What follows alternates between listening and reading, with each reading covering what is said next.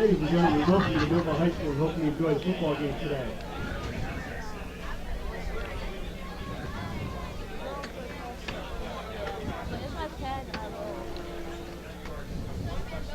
In the spirit of good sportsmanship, all NJSIAA rules will be in effect. Proper behavior and actions will be expected of coaches, players, and fans of the whole team. Profanity, abusive language, or gestures directed at players, officials, or spectators are not permitted. Spectators are reminded not to loiter, especially near the refreshment stand, and everyone should remain seated during the game. Anyone who is disruptive in any manner, which includes running, will be ejected from the game by the police. Bottles and cans are prohibited to be brought into the stadium. By order of the fire marshal, smoking is prohibited on all school grounds. Violators will be removed by the police. At the conclusion of the third quarter, the gates will be locked and no one will be permitted to enter the game. Your cooperation is appreciated.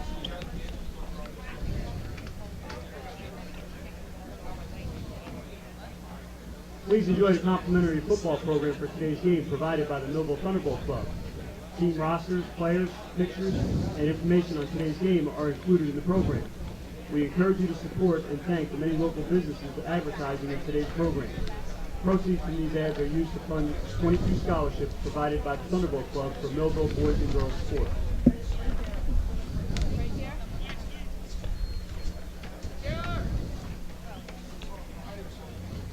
Ladies and gentlemen, we direct your attention to the free ticket booths where faculty members and students are conducting a can drive for former Millville coach Bob Hogan, who is recovering from a stroke.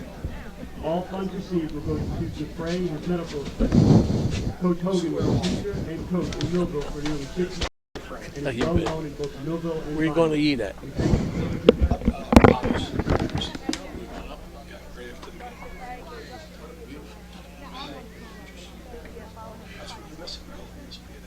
I would walk in the field and I'd be a little nervous. I turned around and walked off. I was talking to the agent. Last game he did.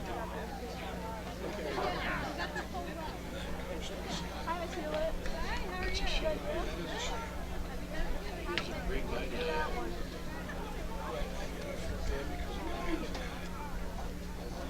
The old one, too. You better go get it. Yeah, that's the old one.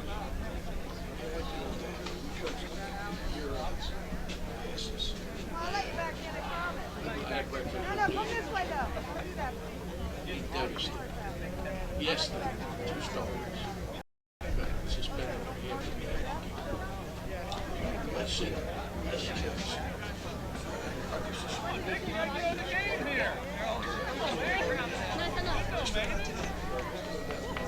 I didn't think you were making it, man. You got your hat?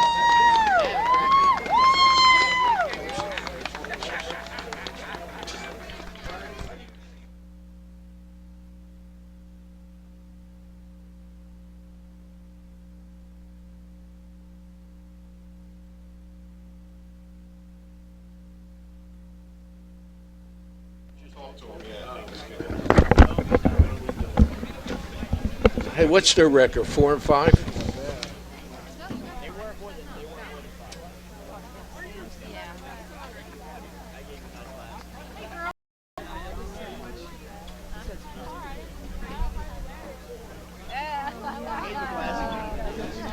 I do wear them, but not all the time. It's like big dog stuff.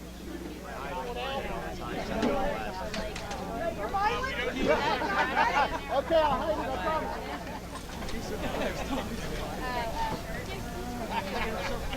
I know, he is. What is this for?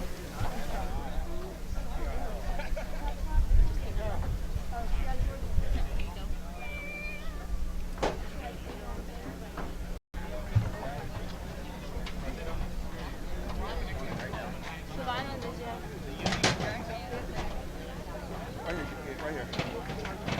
Usually it's only the first game. Yeah.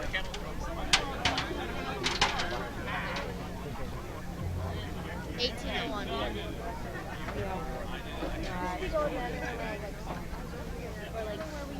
Like the ring. We still have to put it together. Oh wait, maybe it is. I think it is together. It takes us forever to get it together. No, it's right there laying on the ground. It's laying on the ground in a ball over there. Not a ball, but like...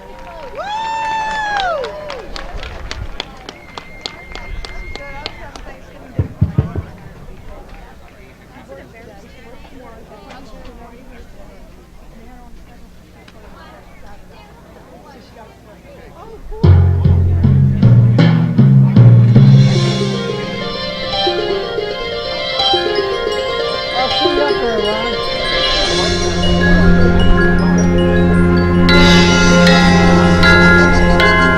you.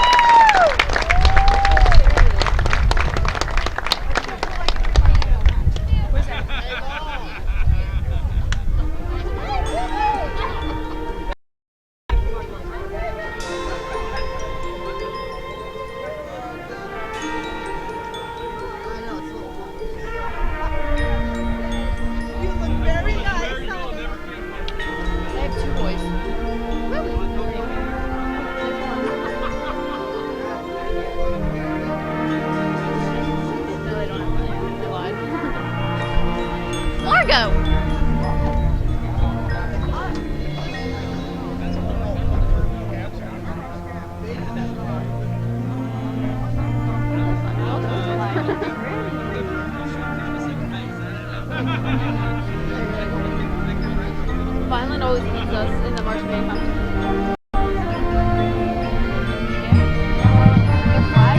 They beat us by like 3 points.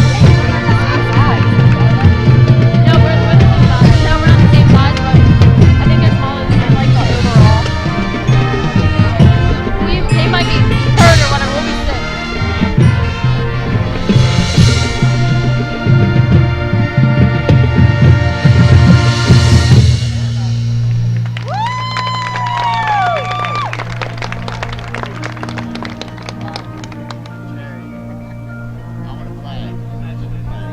They're like at least $100.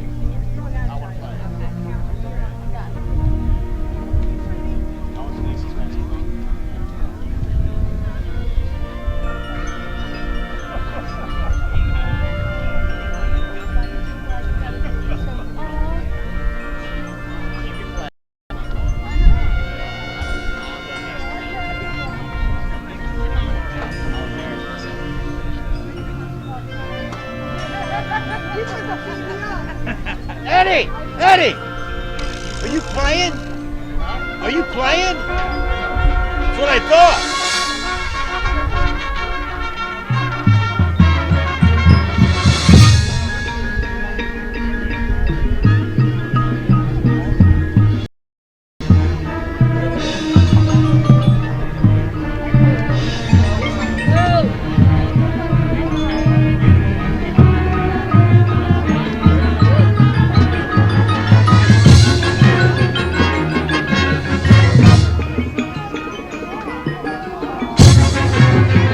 They got another one flag.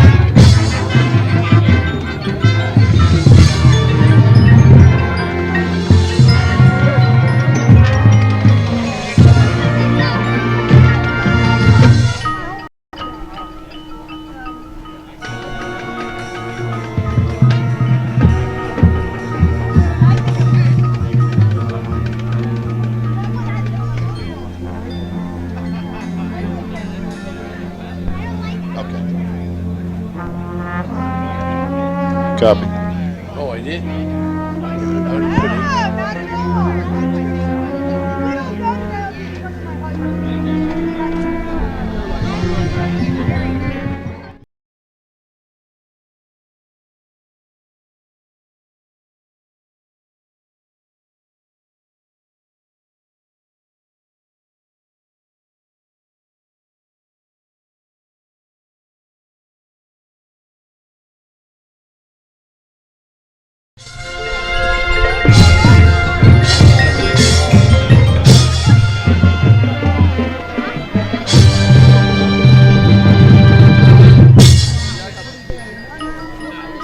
Welcome to John Barbeau Stadium at Wheaton Field on this November 26, 2015, and the annual Turkey Day game between Vineland and Millville.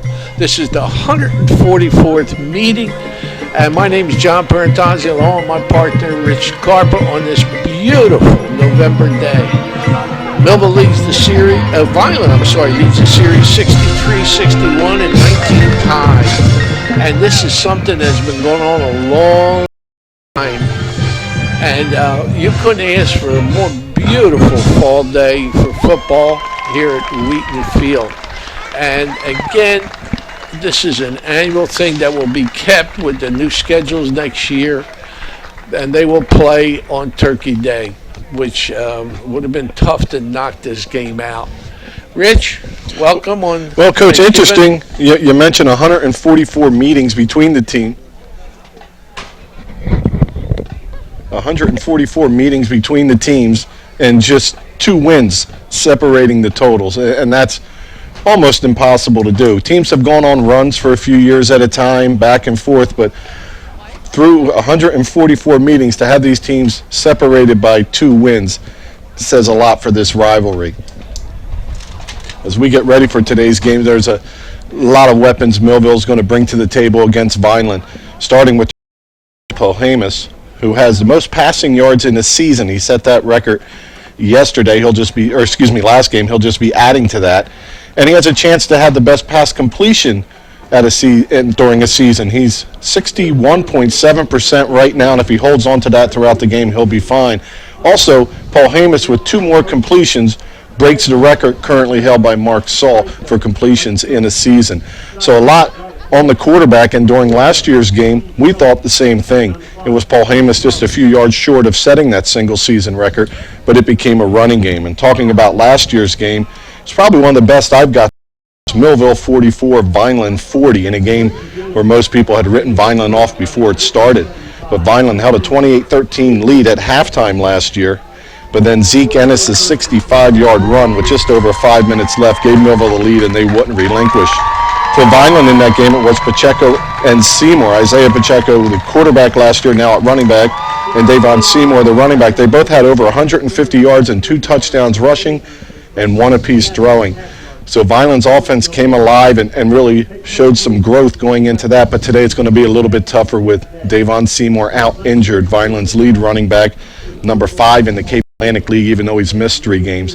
He's going to be out. His fill-in was Naheem Anderson, who started to get some carries the last couple games. He is also out. So for Vineland, it's going to be a lot of Pacheco at the running back position along with Isaiah Jones, and look for Robert Blakely, the fullback, to get a little more involved, Coach. Yeah, they watching them on Huddle all week, I was real impressed with their passing game. Now, we said that again at Absegami, and they had led the league in passing attempts, Absegami, and they didn't throw the ball in the second half. So maybe we'll be surprised again. Paul Hamus, excellent footwork, can throw the ball. Probably the one edge definitely Millville has is in the passing game. The running game, without Seymour, might be even, you know. And that passing game present a lot of trouble for Vineland. Vineland's giving up a lot of yards and a lot of points through the air. That's where they struggle. They're really good at stopping the run. But it's not just one receiver. Marcel Ramos is the lead receiver for the Thunderbolts with 27 receptions for nearly 400 yards, averaging 14 yards a catch. So you say, oh, let's key on him with Isaiah Jones if you're Vineland. But then there's 4 more receivers with over 14 catches. Clayton Lawrence, Samuel Okendo, both with 20. DeJour Brown with 18. And Clayton Scott, the running back, also chips in 14. As I mentioned, Clayton Scott at running back, over 600 yards rushing, 9 touchdowns, and about 5 yards a carry.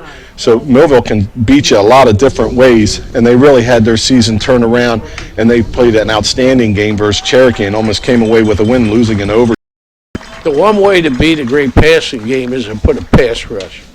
And watching Paul Hamus, he's a pocket passer. He doesn't have the quickest feet in the world. So if we're going to get to him, we're going to have to get to him with a pass rush. And that's,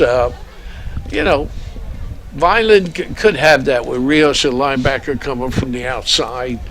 And again, Vineland's behind the 8 ball here in that they've lost so many weapons, and even along the line, Saints alone, where they lost him early. Definitely. And it's just, you don't want to go into a game minus, and that's what it is today, a little bit of minus. And then again, like you said, Rich, I thought that was a great remark. Last year, nobody gave him a chance. And let me tell you something. A couple tackles at crucial times would have turned that whole game around.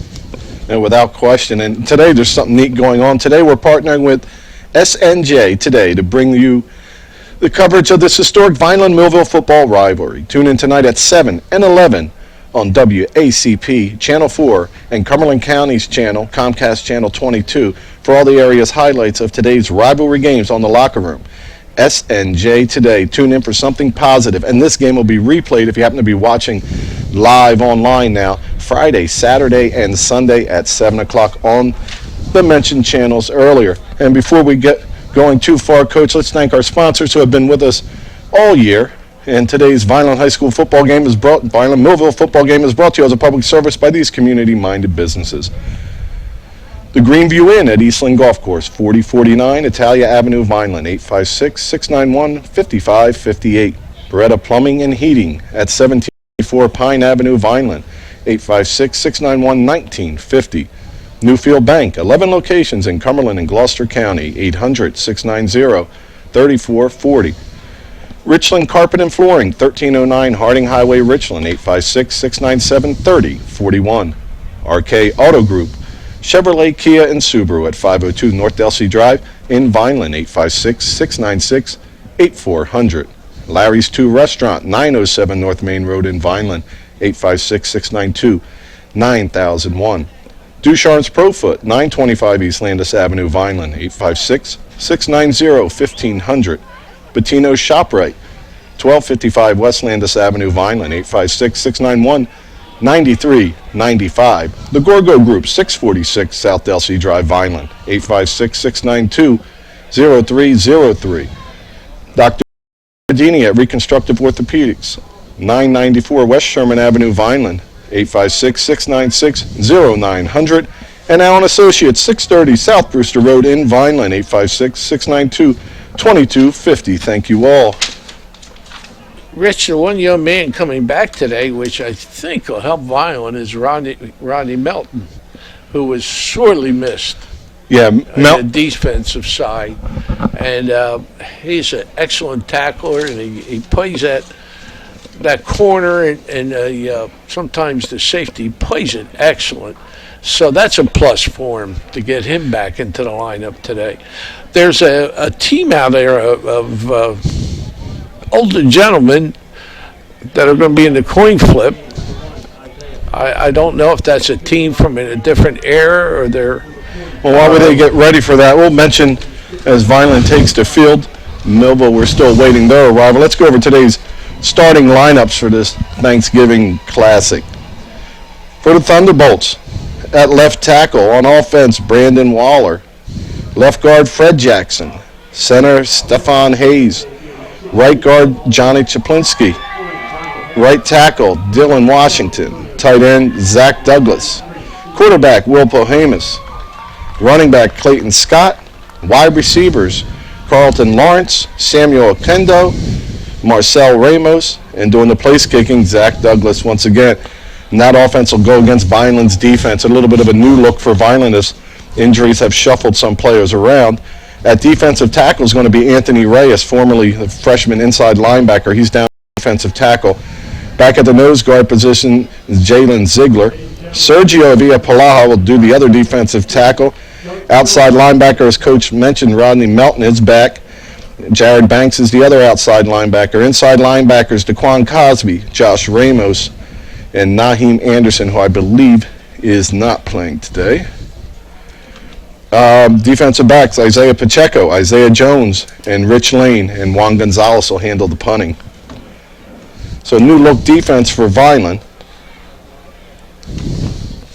They're going to have to play very tough, the defense. Millville is capable of scoring, I wouldn't say lightning, but quickly. And again, watching them on huddle, I was very impressed with the execution of the passing game. Like I told you, Rich, we talked about it early in the year. If you can pass the ball in school, you can win. Because it's probably the hardest thing to teach is the passing game. And one of the harder things to defend. So they're having a coin flip. I didn't see it go up yet. Well, while we're out there for the coin flip, it looks like we're right inside the huddle. We'd like to thank today's crew, Mark McGill, Christopher Peters, Kyle Dinshaw, crew chief Brian Anthony, as always, executive producer of VPS TV is F. John Sobrano, the school district director of communication. Yeah, well, it was Pacheco last year, the freshman quarterback, did a lot throwing and running, and this year he's been at quarterback, and then he's been back at running back, but most effective running from the running back position, as you see him out there, number one, the captain, as the coin is tossed. Well, a lot more is going to fall on his shoulders. So Vineland has won the toss and will defer. So look for Millville to get the ball first, and we'll watch that Millville offense. One thing, Millville, technically, the offensive line executes well. They're pretty good, but Vineland does have a size advantage with the big guys up front, and you just hope Vineland can hang in long enough to let that size and start wearing down some of the offensive front. See, Rich, I always wanted the ball. I don't want to ever Well, give the when I ball played up. for you, I think we gave up more yards on the other team's first drive of the game than we did all game. Yeah, I always like the ball first, I want too. the ball. Never give the ball up. I guess we'll have the national anthem. I don't see the band. Yeah, turnovers are another thing that's worked out well for Vineland this year. They're a +4 in turnovers throughout the season, and those extra possessions. And last year, that's what got the game really going, where Millville fumbled on 2 of the first 4 plays, and Vineland recovered in good territory. So controlling the football is going to be key for Millville in this one, as if things go to form, they should be able to move the ball and have some success, but turnovers have a way of evening out a game very quickly. I guess Millville's trying to pull a John Barbos. They're all hiding behind, I shouldn't say hiding, they're all, Coach Barber did that one behind year. that banner over there, and they're He kept his team in there. They didn't come out. They wouldn't come out. And finally, the officials called a delay of game on them. They got them. But, this is a kind of game where unique things upset the apple cart sometimes. and this is a game where it's the seniors, a lot of them, this will be their last time getting to play football, and I remember that feeling my senior year. And Millville takes the field and quickly to the sideline as the officials are waiting, and looks like we'll have our national anthem. Maybe the smallest Millville squad I've seen in a long time. Coach Nugent said they started with 70, and they're down to 32. Wow. So That's that's either a feather in the 32 that are remaining, or maybe an arrow in the 38 to left. I'm not sure how that works. so we're going to step aside for the playing of our national anthem.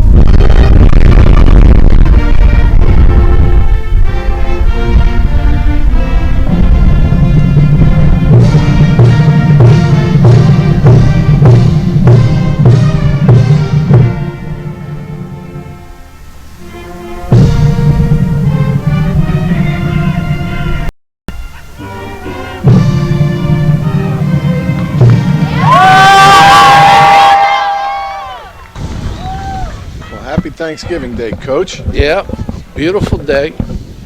I'm getting hungry already. I don't know what part you like. I like the filling in the leg. You can have the rest of I the can get turkey. the rest. My daughter upset me. We were over at her house. My grandkids came in. They said, Dad, we're eating at 1 o'clock. I said, I won't be there. She said, no, I'm just kidding you. Millville, as a team, they've given up the fewest passing touchdowns. They're in the top 5 in the Cape Atlantic. And talking about the Cape Atlantic League, that's going to be our last Cape Atlantic League game as the Cape Atlantic League football. Yeah, I saw the new schedule. Oh, it's ready to go? Guess who we kept? Egg Harbor, Absegami. St. Augie's. Oh, yeah? I thought that was supposed to be the reason this was all done. So they can go play Yeah. parochial schools. But they're in our league next year. Well, we for kept Millville, Absegami, we kept Atlantic City. Who else? One other team. Then we're going up play Williamstown. A few other. But I don't know what the crossover game is. So Robert Kling's going to kick it off for Vineland. Back deep, Carlton Lawrence for the Thunderbolts. And we are underway. It's a short kick. It's going to be fielded at the 27. Looking for running room through the middle, breaking a couple tackles before he's finally brought down. Goes number 20, Ryan Harrison, makes a nice return of the football, bringing it out to the Vineland 38, or excuse me, the Thunderbolt 38. Jalen Ziegler, big number 50, back in the lineup after missing last week's game. And he was surely missed last week containing the rushing attack. And let's see what Paul Hamus and Millville's coach Dennis Thomas wants to start with. And it is Paul Hamus in the shotgun. Runs from this, what they call, I guess, the sprint. So give over the right side and decent yards on first down, picking up about 4 or 5 goes Clayton Scott. Nice tackle. Very nice tackle there. Rodney Melton, who we mentioned prior to the game, being back.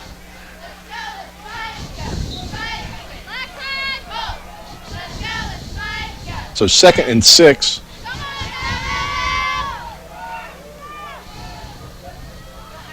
Vineland shows blitz, and they do, and hit behind the line and brought down after he surges forward for a yard. Nice tackle that time. That's DeQuan Cosby, along with Jared Bankson on the stop. So the first third down for the Thunderbolts. Cosby been a real nice play on that, filling the hole. This is where they're dangerous, Rich. Well, Will Paul Hamus this time as Antonio Drake. They like to slant. He's probably going to try to pick up some pressure on the outside. It's a nice little rub move, complete to the middle of the field. And diving forward for the first down goes Marcel Ramos. So Millville converts their first third down. And they get into Vineland territory at the Vineland 46. They ran that slant 2 different ways. They ran the outside man slant and the inside man slant. And that time it was the outside receiver that cut behind the slot man. And Antonio Drake, the running back on the bottom of the screen, they're doing a lot of blocking, trying to pick up the pressure from Vineland from behind. Banks not able to get there. It's floated long and defense. Incomplete as Isaiah Pacheco in coverage on DeJour Brown. He was the closest one to the ball, Rich. Yeah, Paul Hamus really aired it out there. Woo. So let's get ready to see if it's throw time as some speed backs come in. Threw that ball 50 yards in the air, Rich. Wow. Carlton checks in alongside Carrie Follan.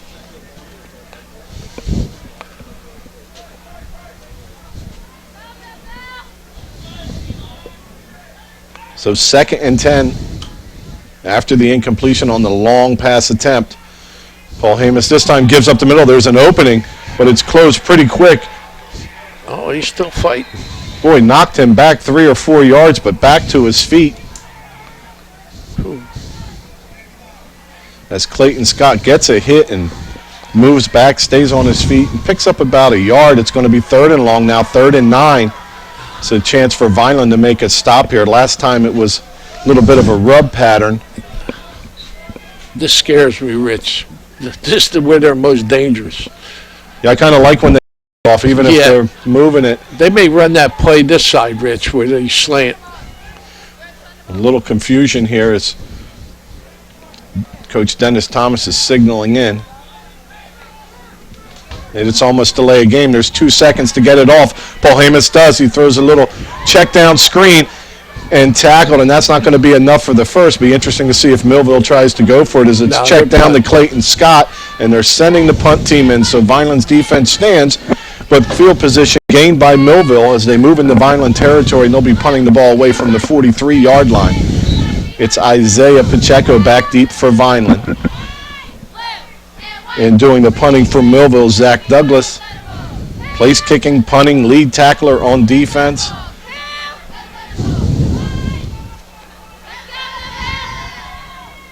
Vineland spreads out.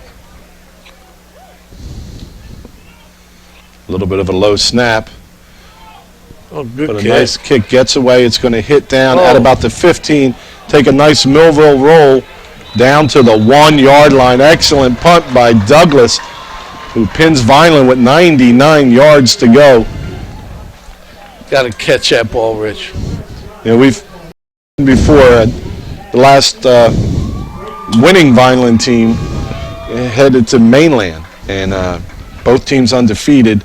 Mainland put 2 guys back there. And their job was just to catch it and fair catch it and never run it. And, that ball hit down at about the 18. So there's a big difference starting at your 1 or your 18. What a disaster this is where we're starting. And what a beautiful shot right down the goal line. So it's Vineland's first look on offense, Millville's first on defense.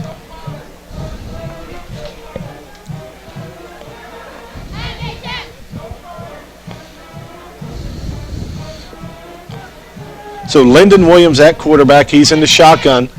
Motion in front. And it looks like Millville jumped off sides. And that's going to give Vineland some much needed breathing room.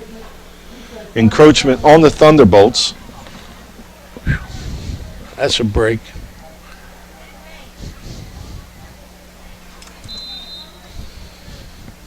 Brian Anthony giving you those nice shots down on the goal line there. Isn't that great? And not just a wireless camera, the quality, outstanding. And right now, Lyndon Williams with a little more room to work. Robert Blakely, the fullback, right alongside of him. And there's a give to Blakely. He turns forward, maybe picks up a yard. So it'll be a 2nd and 4. For Vineland, that offensive line, freshman Mike Bachma at center. Junior Daquan Cosby at left guard. Senior Ryan Banks at right guard. Sergio Avila-Palaha, senior at right tackle. And Aladin Arden at left tackle, who's been pretty solid in there since taking that position over. Tight end Jared Banks. As we mentioned, Lyndon Williams at quarterback, Isaiah Pacheco, Isaiah Jones, and Robert Blakely are your running backs. And wide receiver Juan Gonzalez. Williams going to throw it on 2nd down. He looks deep and looks like it's going to be overthrown over the Hanks. Good coverage by Millville on the play as they had him blanketed. So 3rd and 5. That Millville defense. It's nose tackle Stephen Hayes. Defensive ends Antonio Drake and Dylan Washington. Linebackers Jemmer Downing, Zach Douglas, Samuel Oquendo, Darius Porter, and Clayton Scott. Vineland breaks the huddle with corners Marcel Ramos and Gray. So big 3rd down for the Fighting Clan deep in their own end. There's a give over the right side. Getting to the edge. Turning up and for the 1st down on a nice run by Jones. Couple good blocks on the outside. Cut the linebacker off. There we see Isaiah Jones. Right there. Just turns up the shoulder for a big 1st down for the Fighting Clan before he's knocked out of bounds by Jemmer Downing. Really sealed that outside off really well. Now Vineland's getting a little creative with 3 receivers to the bottom of the screen. I only see 2 getting covered up, and they throw a quick swing out that way. But that certainly didn't fool Ryan Harris for the Thunderbolts, who makes a nice tackle, number 20 there. On that play there, you have to count for every man out there. You have to have a block on every man. And they had no block on, who was that gentleman, Harris? Yeah, number 20, Harris. Right, really Harris. Nice play. Well, big loss for Vineland. Loss of about 6. It's going to make it 2nd and 16. Yeah, yards come hard for us. Yeah, you don't like to no. go backwards with them. No.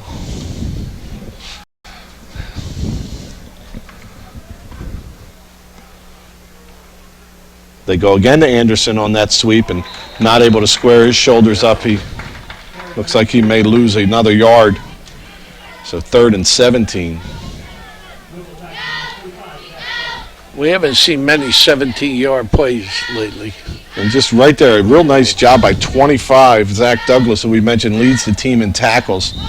Not fooled at his linebacker spot, and Jones not able to square up and turn up the field, and there wasn't much there to be had. Good job defensively for the Thunderbolts. First quarter's flying by, Rich. There's going to be 5 minutes when they snap this ball. So Vineland is set. Williams will stand in the shotgun. A little bit of a tighter formation here. And he looks to throw. He has a bit of time. And he floats it to Banks, who catches it but he's going to be short of the first down. He's But he's going. staying on his feet, and he's going to pick up about 14 yards on that one. But a little short time for Vineland to punt, as it'll be 4th and 5. 4th and about 5 from the 20-yard line. So Juan Gonzalez, and just nice gang tackle by Millville, and Banks on his feet, staying up. Cosby just a little late to give him a shoulder to move him forward a little bit more. We have a new snapper, Rich. We got to watch. That's a very good point. Naheem Anderson, usually the Yeah. long snapper. Looks like Bachman's going to stay in and handle that. Bachman gets away a pretty good snap. And it's a poor kick. And it doesn't take a Vineland roll, it takes a Millville roll, comes up to the 41. So Millville in great field position starting from the Vineland 41. Kind of seemed like the line wasn't ready for the snap. Millville didn't move much. Vineland players didn't move much. Yeah, they kind of lulled us to sleep a little. It was like that quick snap. Get that Yeah. snap off and get rid of it. See Coach Russo letting his freshman center know he made a nice snap on that one, but Juan Gonzalez just missed it. 4 wide receiver set, Rich. So Paul Hamas back to work. And he gives again to Clayton, who breaks 2 tackles, you gotta make that almost tackle. 3. Wow, we had a chance to really separate him from some yards. Josh Ramos ends up making the tackle, and Palau had him really right great penetration. right there you see the twisting. Yeah, made a great penetration there and had him, slowed him up enough for our pursuit to get him. Well, Clayton Scott certainly showed his wares that time, breaking 2 or 3 tackles. Oh, we got 5 wideouts. Paul Hamas to throw. He's got some time. Coverage breaks down. He floats it out to a wide open receiver in the flat.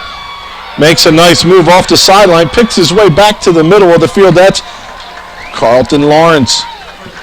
Just wide open in the flat. They ran the coverage off. So we watch Paul Hamas drop. It's a nice set. Feels a little bit of pressure. Starts heading to the top of the screen and delivers a perfect strike, and 20 yards before Vineland players can come up. When that ball was thrown, there was nobody near the area, and just nifty cuts and moves, picks up about another 8 to 10 yards on that run after contact. So first down, Thunderbolts deep in Vineland territory. Ball on the Vineland 15. Paul Hamas is going to give another run. Boy, it's tough going for Millville, but once they get past the pressure that hits them behind the line, things really open up. And another nice run by Clayton Scott. Yeah, our initial penetration is excellent, but you got to finish the job. Yeah, sometimes you can fly upfield a little too quick and out of control.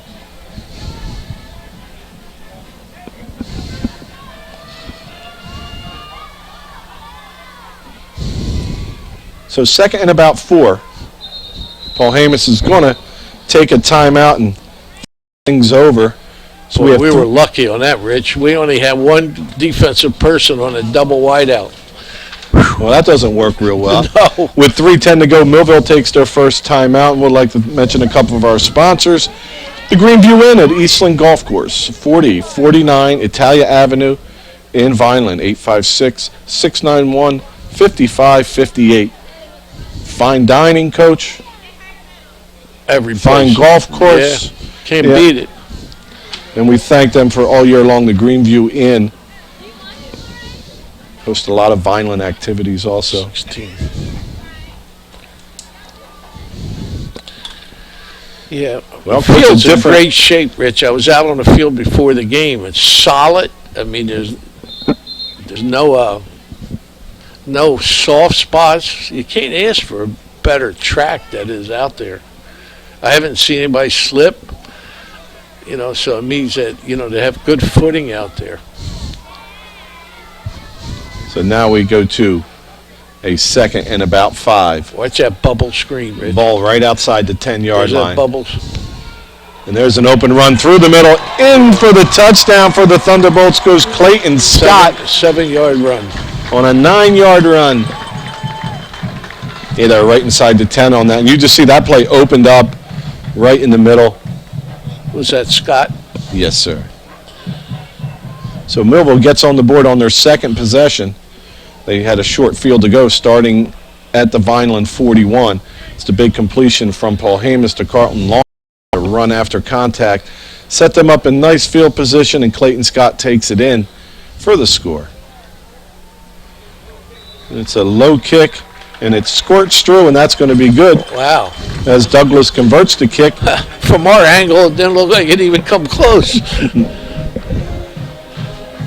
So a different start than last year. Last year, I think we had 28 points, or at least 21 up on the board by this point in time. Yep, 3:07 mark left in the first quarter. Well, we saw the passing game, which has really hurt Vineland all year. And that was I'm going to tell you something about that pattern. I've never seen a dead screen to a wideout. That guy never moved. And normally, the wideouts will either go downfield or slant. He just stood still, which is, I put that in my playbook. Yeah, everybody else ran off the coverage. And yeah, that was pretty neat. And because they ran off, he was open by 10 yards. So Zach Douglas will kick it off. Last one went short. It's Jones and Elvis Velez back for Vineland, and all the way back deep, Isaiah Pacheco. I like this setup, Rich. They got the corners covered. And here we go. Vineland had a first down last time, but then moved backwards, and this one's Let going it to be go out of squib. bounds. And Banks will take it and jump on top of it at the 29-yard line. Would have liked to have been able to see him run with that. As we watched that replay before, he was always tough to bring down. Real good hands. See if Vineland tries to get him a little more involved in the passing game. Well, we had a little better starting position. Last time we started at our 1. Yeah. We're up to the 29, so that's a big plus. It was that offside penalty on Millville really gave Vineland a little breathing room and able to convert a first down. But now field position still in Millville's favor. Vineland's going to have to move this ball a little bit here. And there goes Jones, and it's a fake and it's a belly counter. And a really nice job making the stop for Millville is Jemmer Downing. As that play opened up for Blakely, but Downey just came in and one-on-one just delivered a shot and dropped him in his tracks. A little crossbuck. They faked everything to the left and ran the back to the right. See, that's what I like about tying your play calling in. You've seen that sweep twice with Jones in motion. They're laughing man dragging somebody with them, and they come back to that side. But just an outstanding play by Jemmer Downing. Yeah, he looked like he knew what the play was. He stepped right up in the hole. I think he's seen that one a couple times and was not fooled on that. So back to the line of scrimmage. So it's 2nd and 10. Under center this time, Lyndon Williams. This time it's sweep to Isaiah Pacheco. Ball is loose on the ground, picked up, and running into the end zone is Marcel Ramos, but there is a flag down at the 30. We'll have to see what who the foul is on. As they're coming back, it looks like it's going to be on Millville.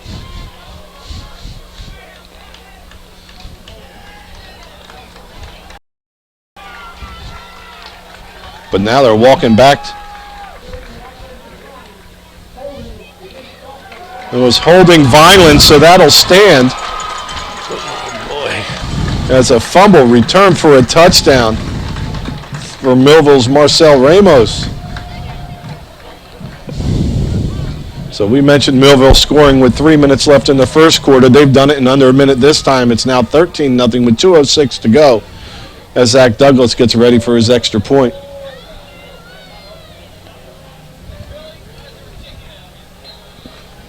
I'd like to see Pacheco more involved in the running game, but I'd like to see him heading straight up the field. And he's tough to bring down when he's running at you. Good snap. The kick is up, and that one's plenty high, but a little wide, so that's no good. That one I thought was good. Well, you know what?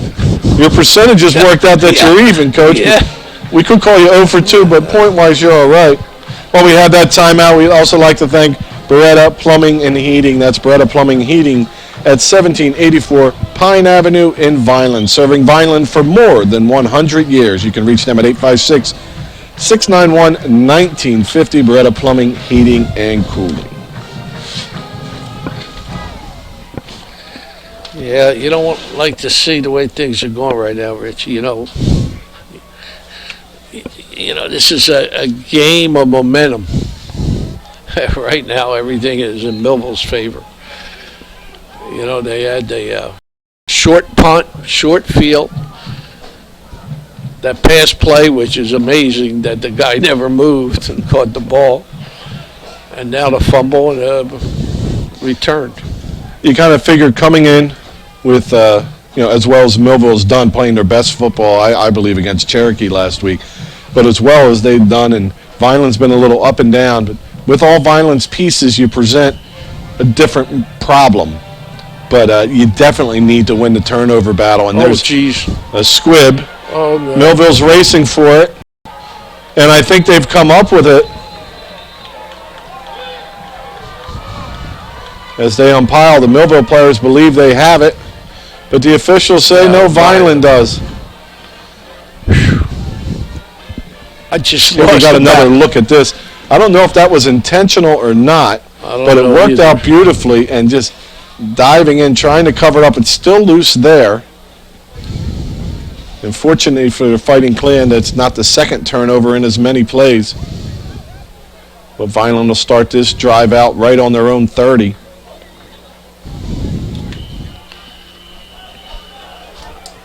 I think that was just a missed kick. That's what I thought. Yeah. You don't kick the ball like that down the middle of the field.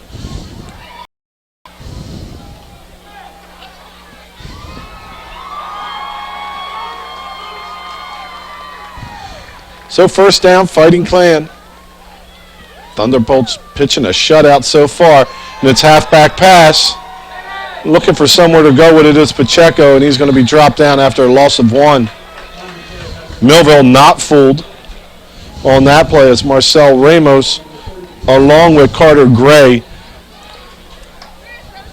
had coverage downfield on Jared Banks. They had him bracketed. Very good discipline on that side, but that kind of went a little slow. You can almost read pass on that. You couldn't read the run. But Vineland tries to answer with a little gadget play, and actually not making it back to the line is going to be a loss of 2. So 2nd and 12.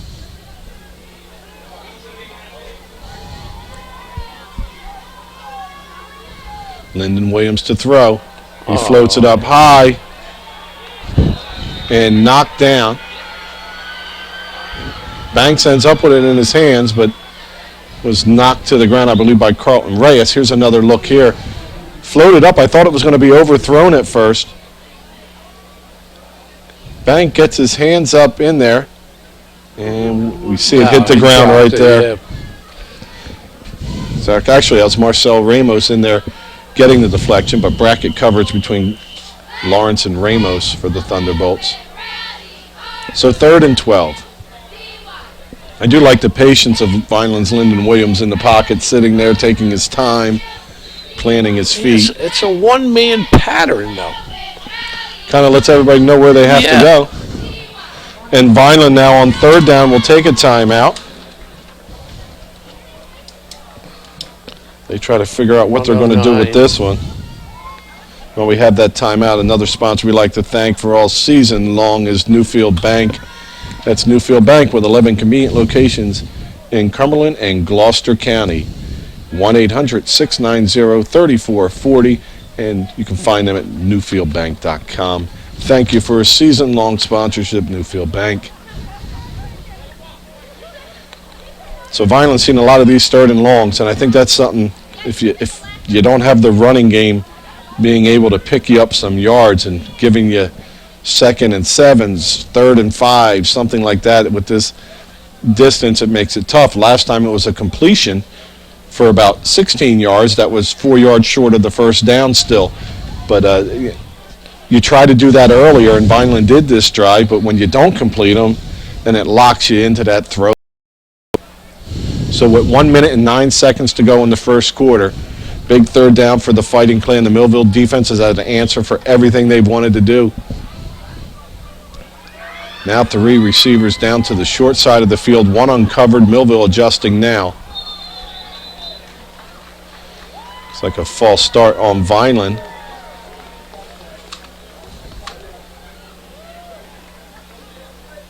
So it'd be 3rd and 18 now.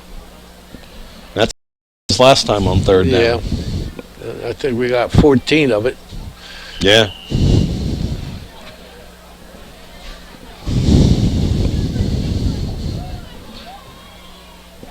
We're out of sync, Rich. You can't keep having 3rd and long. Football is played in them chains, 10 yards. You know, you talk to any coach, and you got to have 3rd and short, and you're in good shape. Because right now, there's not much to worry about in the run. No. So Millville's set. Again. And overthrows Banks.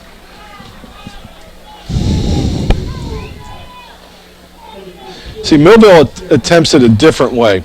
They'll spread the field out with their receivers, ask their line to make the blocks, and if somebody's blitzing, they throw a hot read out. Throw it short.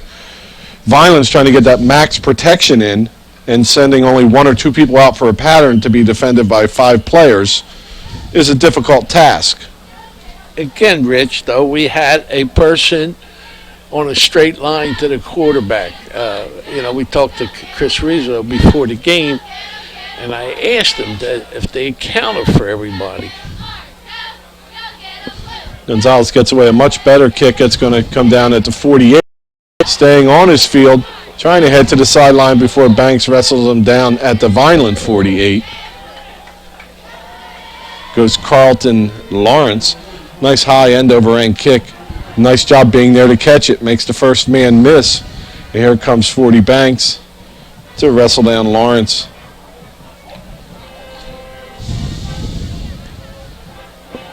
So this drive again starts in Vineland territory for Millville.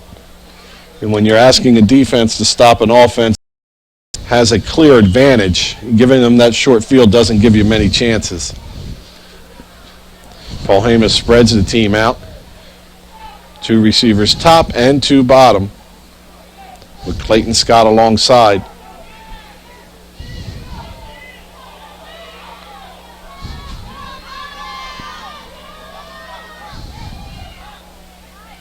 And back to pass. It's a screen. It's read by Vineland. And they're going to call an eligible receiver downfield. Stefan Hayes, the senior, gets downfield a little early. And that, not so much a penalty on him. That ball was supposed to be completed behind the line where he could be upfield, but it actually was completed right over the line. Not only that, Rich, they had a man in motion who was upfield before the snap. And I think the referees were really shocked at that. So just Millville. Is that loss of down? I always thought an eligible receiver was a loss of down. It's only a 5-yard penalty. A 5-yard penalty, and we're still showing first down. So 1st and 15.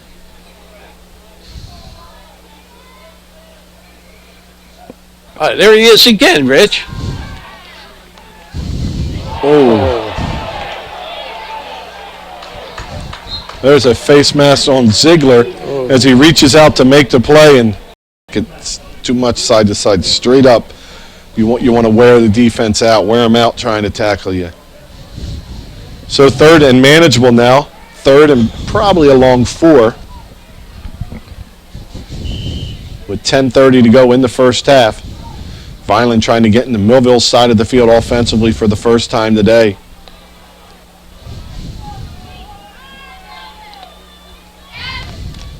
Quarterback Williams in the shotgun. Runs a counter, and that clears out for Blakely right up the field for a first down. The ball comes out, and they're saying that's live. There's the official. And that one definitely, Blakely was down. But Carlton Lawrence comes up with it, and we get another look at it here. On the ball. And he's down when it comes out. But a great strip on the play by Zach Douglas, giving him something to think about. We've had 3 fumbles, 2 recovered by the officials. Thank God. Woo! So 1st and 10, Vineland. They're at the Millville 42 trying to answer Millville's 2 scoring drives. And it's been a little more of a dose of straight up and down running on this drive. Now I sneak one. Oh, there goes the safety. I was going to say no deep safety. Pacheco pops to the outside and gets strung out and dropped back for a loss. Down in distance, straight up the field, Coach. Yeah.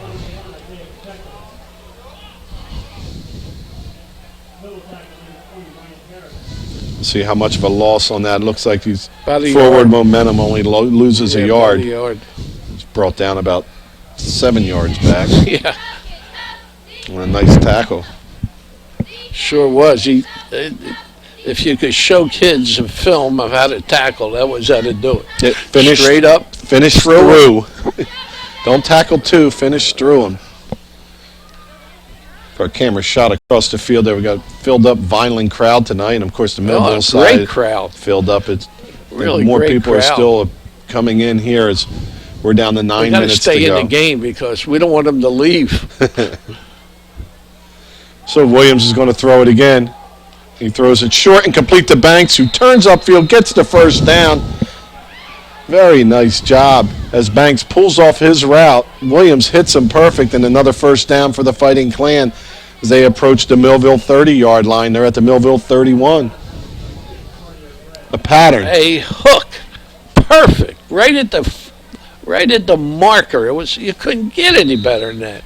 But one thing I can Williams in there and watching him get some time at quarterback, he can make progressions, as we were talking pregame.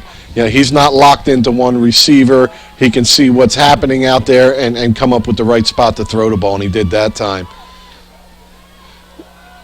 Heavy pressure in the backfield. Real nice job defensively by Antonio Drake, who blew that play up even though he doesn't get credit for the tackle. The senior at 6'2", 209. Way deep in the backfield and blew that play up coming over that left side of the Vineland offensive line.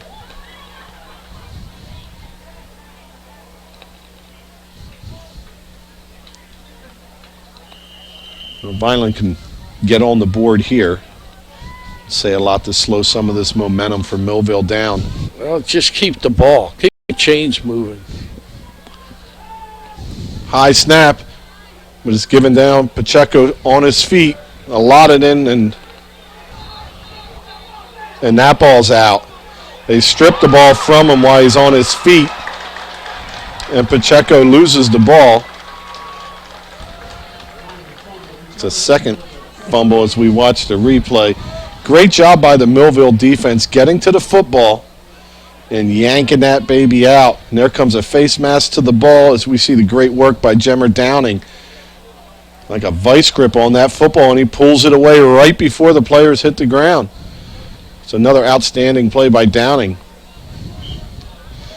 And I'll give you an assist, Coach, because you said just hold on to the ball, and then that's what happens.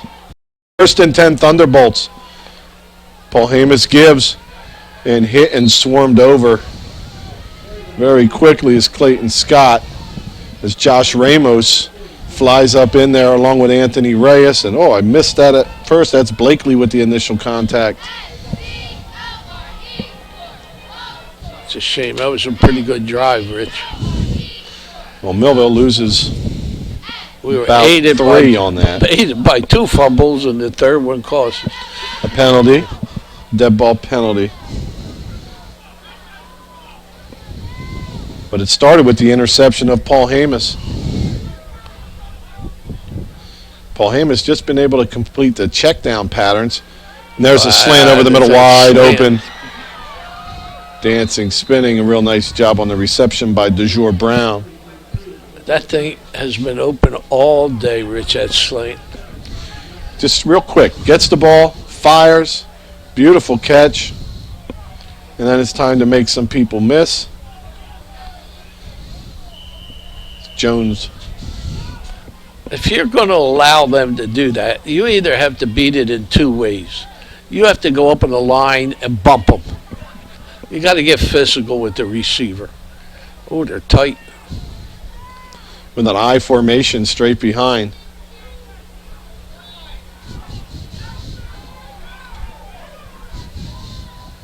Vineland walking up, showing blitz, backing out.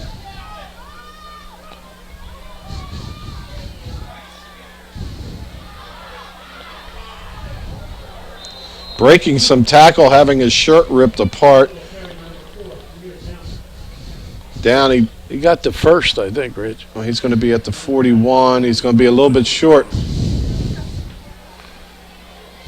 They're going to measure. They're going to measure. Well, Coach, as we mentioned, the last Cape Atlantic League football game going on today. Got some other local actions as they bring the chains in, and it's Holy Spirit at 4-5 at Atlantic City 3-6. Mainland at a disappointing 4-5 at Egg Harbor Township 4-5. Oakcrest at Apsagami. Middle Township at Lower Cape May. Nice one today. Cedar Creek 9-1 at St. Augustine 8-1. Pleasantville at Holy Spirit, and of course you're here for the big one, Vineland Millville. Oh, they were way short. I didn't think they were. They're a good yard, a real good yard. Yeah, they needed to get outside the 41. They were a little inside the 41, so at least that yard. And it's fourth now, Coach. Yeah, get Your somebody Coach back. Dennis Thomas, what are you going to do? Kick it. You're up 13. You don't want to give a team a chance to get back in. I want the football. Play the odds. I want the football. Nah. This is why I'm not the head coach. I was the freshman head coach because I got to do these Play crazy the odds. things. You got to play the odds. I go, you can't give me 1 yard on this. You don't deserve okay. to win. And then we get our 1 yard. Just don't jump offside now. That's why they kept me coaching freshmen. Don't jump. 4th and 1.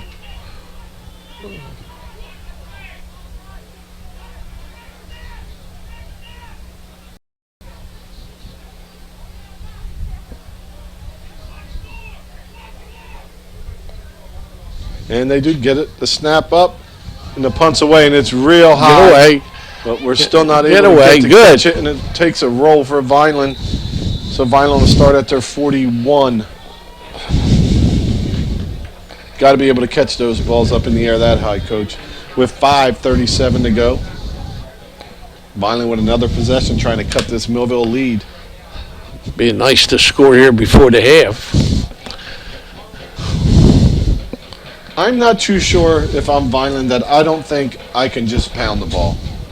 And I line up, I stay tight, and I give that a look. I agree with you, except that you can't make it 2nd and 15 or 2nd and 12. If you're going to pound the ball, you got to get 4 yards.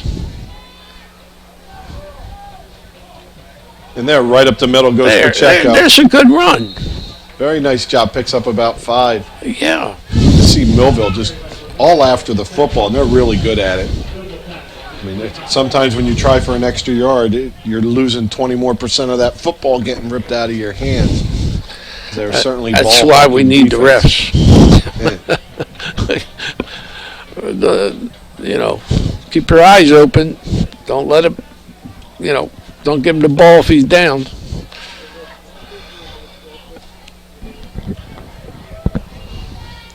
So 2nd and 5 now. Lyndon Williams sends Jones in motion. There's a pitch. Pacheco cuts to the middle, dives forward, maybe picks up 2.5, 3 yards. Make it 3rd and about 4. Yeah, picked up about 1.5 yards, almost 2. So 3rd and 4. Certainly, it looks like that down marker needs to move over about 1 yard. Here he comes. Move that stick. I like that little marker pass. That was very, very well done. Well, he's up on him this time. Well, he's going to do it. Nice coverage on the play by 26. Carter Gray. Pass interference. What? Well, hopefully we get A hold. Either one. Let's see what happens here. Oh, yeah, he was on him, Rich. He was all over He had his that back. he had his left arm on the right arm of Banks. Danny knew that right away. Well, unfortunately for Millville, the official was a little closer than us. Yeah. Got caught just holding Banks' right arm down before the ball got there. So first down, Vineland. And even though that pass was short, it's a 15-yard penalty, so they'll actually get more than where it happened to. So Vineland now at the Millville 38 with 4 minutes and 5 seconds to go in the first half. Come on, we need a score. Williams Rich. spreads him out again. There's a give up the middle. Very short tackling coming up and making a stop. Those linebackers are flying to the ball. I think that may have been Jimmer Downing again. So we see an opening and I got to watch this. Downing on top of somebody else at the bottom making that stop. But when there's contact from the Millville team, there's short tackling. That running back is stopped there, and they're really coming up with some aggression and speed making these stops. So second down now, second and about 8. They go counter to Blakely. Tries to pick his way through and almost does, but runs into some more pressure from the defense. Okay, you got 2 cracks at 4 yards, Rich. That's not bad. You're in 4 down territory. Zach Douglas again on the stop there. They've got 2 nice inside backers there with Douglas and Downing. They're all over the field for Millville. So third down and 4, as Coach mentioned, most likely 2 down territory. We're down under 3 minutes to go at 2 minutes and 50 seconds and running in the first half. Williams gives to Pacheco, who decides not to run up into the hole on 3rd and short and tries to bounce wide, and that's not going to happen. So you got to ID that down and distance. You really only need half of it right there.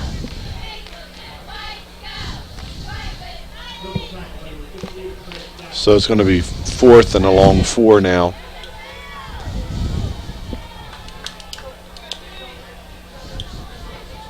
Well, he lost the yard, Rich. It's a good 5. Yeah. Let's hope we don't get 4.5. Come on, let's go. Where's the ref count? I don't know which guy it is. It's the one on our side here. Yeah. Millville got close once. He was 3 times. He's counting. And offsides Millville. That's a big offsides. As with 1:50 to go, that'll give Vineland a 1st and 10. It's going to be close. Oh, yeah, he's inside the 5-yard marker. So Vineland gets the first down on another Millville penalty. In this second quarter, it's been a lot of penalties by Millville. 2 15-yarders, Yeah. the pass interference, and the dead ball personal foul. It's been our best play. Another offsides here. 45 yards in penalties on Millville in this first half. They asked the coach, what's your best play? The yellow flag.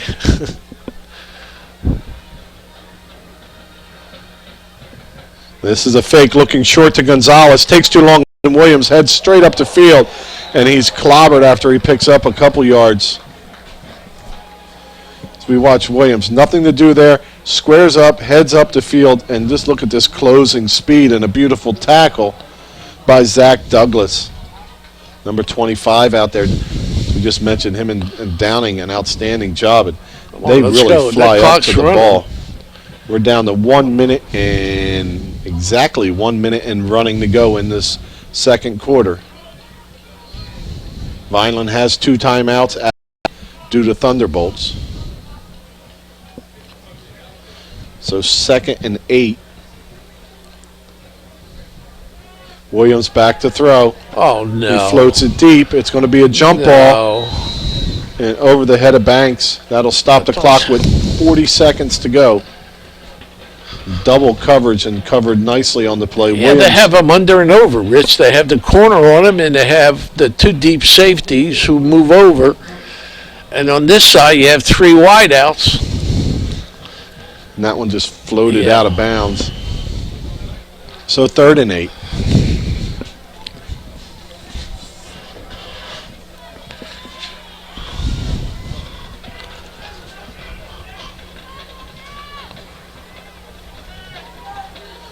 Pacheco to the bottom of the screen. Williams drops, floats it across to Gonzalez, and an outstanding job defensively by Carlton Lawrence, getting in the way and knocking that down. That was a good pattern. And They you see did a it come nice right back post. and just calmly, great position, Yeah. steps in front of Gonzalez and makes the stop. An outstanding play by Carlton Lawrence, and a nicely thrown ball, and that was a nice scraping through the That middle was there, a good nice post. That's pattern. what you need. You need to run a pattern like that. That was, sometimes your defense makes a good play. You can't do nothing about it. But the pattern was excellent.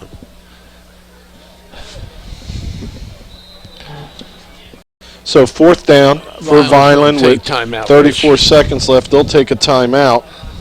While we have that timeout, mention a few more of our sponsors going into the half. That's Larry's 2 Restaurant. Larry's 2 Restaurant at 907 North Main Road in Vineland, 856-692-9001. And Ducharme's Pro Foot at 925 East Landis Avenue, Vineland. You can call Ducharme's at 856-690-1500. Patino's ShopRite. That's Patino's ShopRite at 1255 West Landis Avenue, Vineland. Phone number 856-691-9395. We're all about food. We're all about savings. We're all about you. Patino's ShopRite. Well, Coach. Yeah, it's been an interesting first half. We've had 5 fumbles. 3 we got back. 2 we lost. Well, it got back in that man was down, but we kept them. And again, as you pointed out, Millville was going for the ball. They've tackled the ball well. Vineland has moved the ball, but they haven't got that one good break to get them in zone. And it's sometimes you see teams that just try to strip the ball out and they give up extra yards to people. They tackle well and they tackle the ball well. Yeah. I mean, very good job coaching from that Millville coaching staff led by Dennis Thomas. So 4th down and 8 for Vineland. Williams is going to pass it. He throws it high and complete to Banks. It all Short. depends on the He's spot. short. It looks like he's going to be half a yard short from this angle. The officials get together. And it is short. Nice completion, just falling a little short. So with 30 seconds, and the official right on the spot on the sideline. So it'll go short with 29 seconds to go. Millville takes the field. Millville has 2 timeouts. They have that 13-0 lead. See if they try to press the issue with Paul Hamas here. Just try to take this lead into halftime and build from that. My guess, Rich, is they're going to throw the ball. Now, see, this is where my guess would be I would just run it here. I say, now I'm ready to be conservative, and you want to go. Yeah, they're gonna throw. Just give up the middle. And brought down, and please.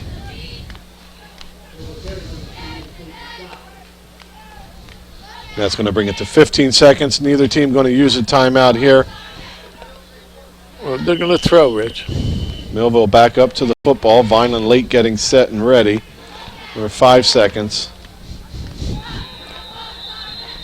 They look like offensive linemen not set on that with 2.4 seconds to go. Well, I was right 1 out of 2 times. Yeah, I like the idea, like Millville's coach Thomas on the second one. You kind of just run the ball, lollygag, get up to the ball, then go deep. That would have been a nice attempt, but everyone not set. Timeout. So Millville will take a timeout. While we have that timeout, let's get back through this, Coach. You know who I'm talking about, the Gorgo Group. That's the Gorgo Group at 646 South Delsey Drive in Vineland. 856-692-0303. Supplier of pallets, packing supplies, and logistics services since 1979. And Dr. Joseph Bernardini at Reconstructive Orthopedics, 994 West Sherman Avenue, Vineland. 856-696-0900, providing orthopedic care to the residents of Cumberland County for more than 30 years.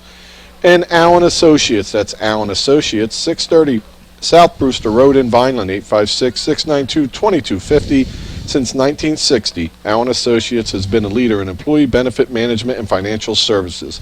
They provide employee benefits to over 250 groups ranging from 2 to several thousand lives. Thank you all very much.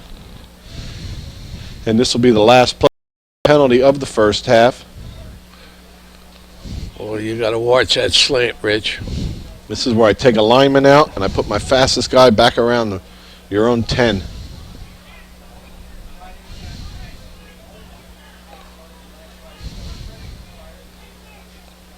Oh, they're going to run And Paul Heyman's just going to run it up the middle. And that'll do it for the first half.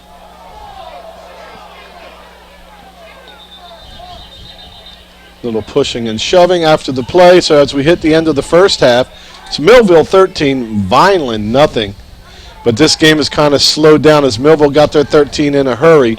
And since then, it's been grinding to a halt. Coach, take me through that first half. Yeah, wait. Now, we're not going to talk about that. We're going to...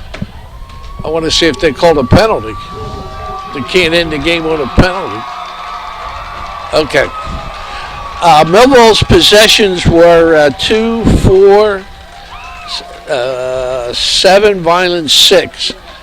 Millville got the first one. We held them. We punted.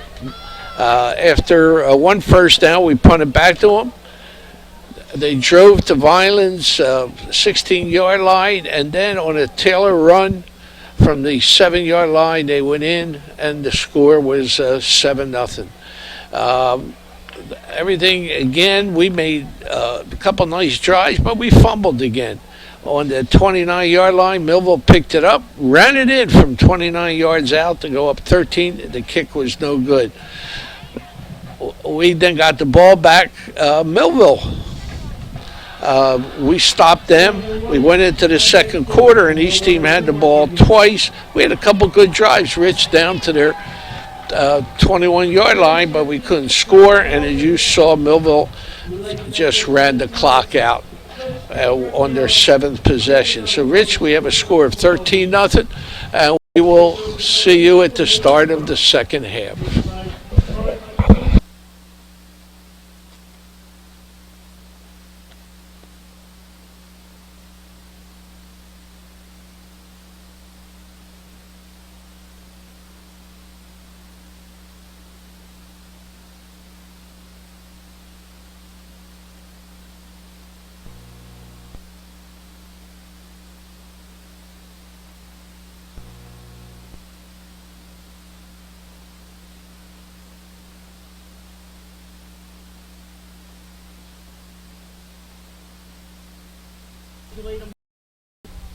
Successful competitive season.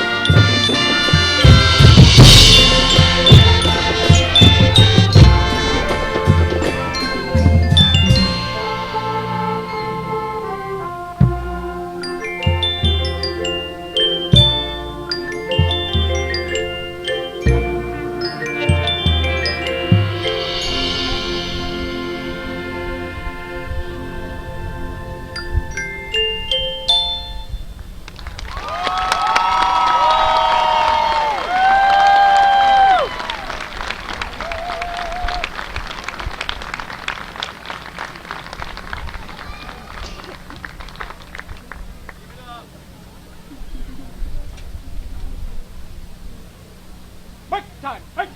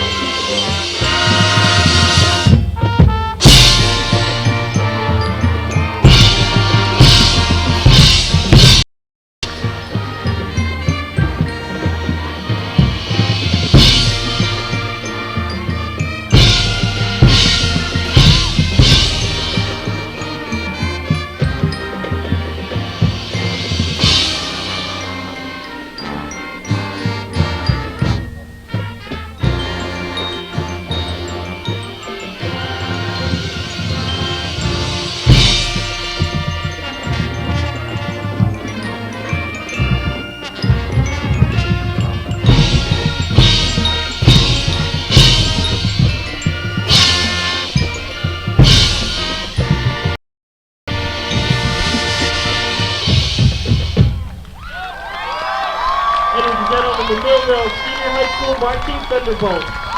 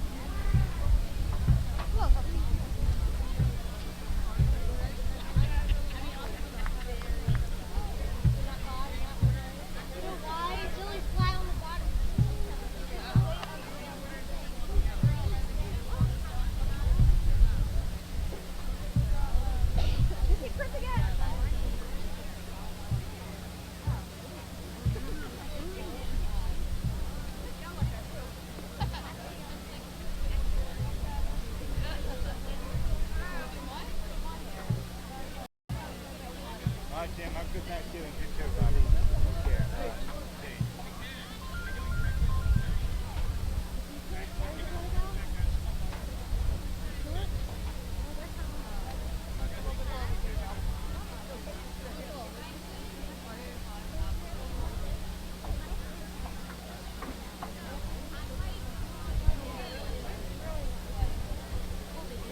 Ladies and gentlemen, welcome to the 2015-2016 69th Annual Homecoming event.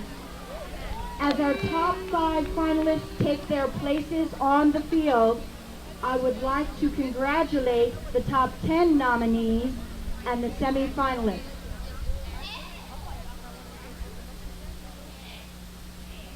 Ladies and escorts, please take the field. The top 10 finalists were Rochelle Armstead, Haley Hunter, Shania Jones, Abigail Meade, Jade Ortiz, Kylie Please, Casey Raymond, Mallory Reichert, McKaylee Rossetti, and Alyssa Simpkins.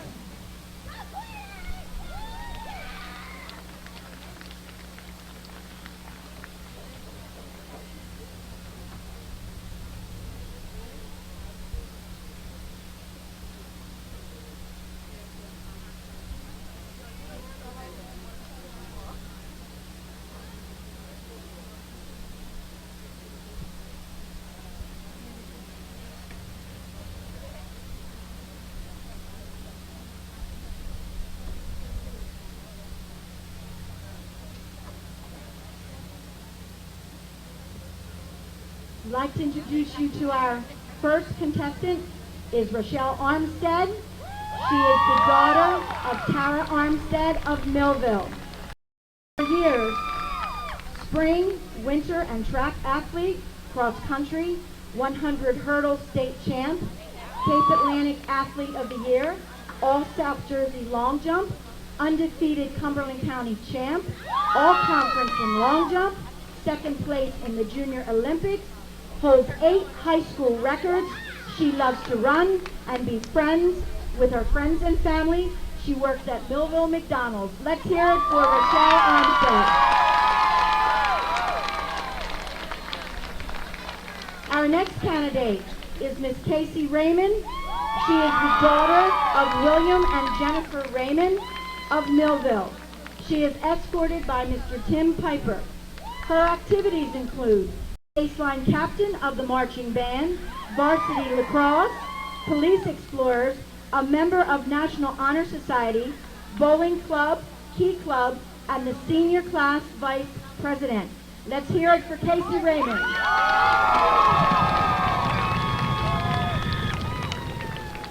Our next candidate is Miss Mallory Reichert. She is the daughter of Robert and Tracy Reichert of Millville. She is escorted by Mr. Ryan Clawwater. Her activities include tennis, a member of National Honor Society, Leaders Club, and the International Club. Let's hear it for Mallory Reichert. Our next candidate is McKaylee Rossetti. She is the daughter of Amy Peterson of Millville. She is escorted by Brandon Colvin. Her activities include swimming, hanging out with friends and family, going to the gym, going to the beach, baking, playing with her animals, and shopping. Let's hear it for McKaylee. Our next candidate is Miss Alyssa Simpkins. She is the daughter of Mark and Carrie Simpkins of Millville. She is escorted by Mr. Andrew Reichert. Her activities include being a varsity soccer player, track and field, all 4 years of high school. She plays traveling soccer for MLU and has been playing soccer for 14 years and running track for 6. She enjoys being around her friends and family. Let's hear it for Alyssa. It is now my pleasure to introduce to you last year's homecoming queen, Miss Danielle Orlov, escorted by Millville Senior High School's athletic director, Mr. Dave Lagamba, who will crown this year's new 2015-2016 homecoming queen. The queens Tiara, sash, and roses are being carried out to the field by seniors Miss Brittany Reed, Megan Bowen, and Haley Hunter.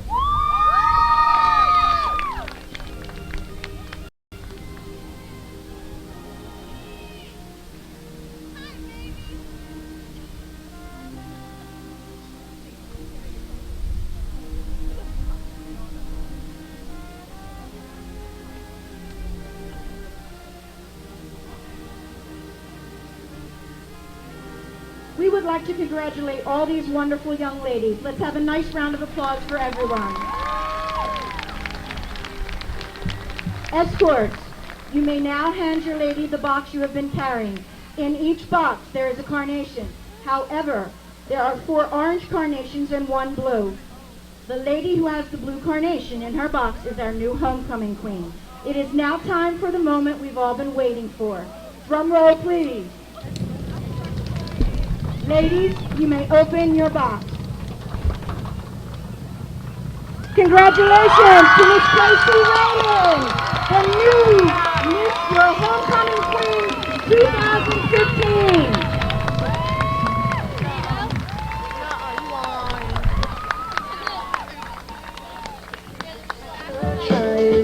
She's so beautiful, and I tell her every day.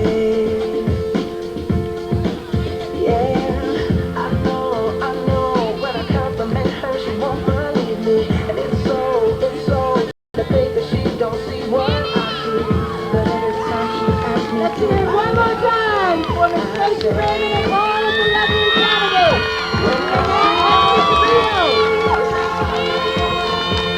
There's not a thing that I would change, 'cause you're amazing, just the way you are. And when you smile, the whole world stops and stares for a while. You're amazing, just the way you are.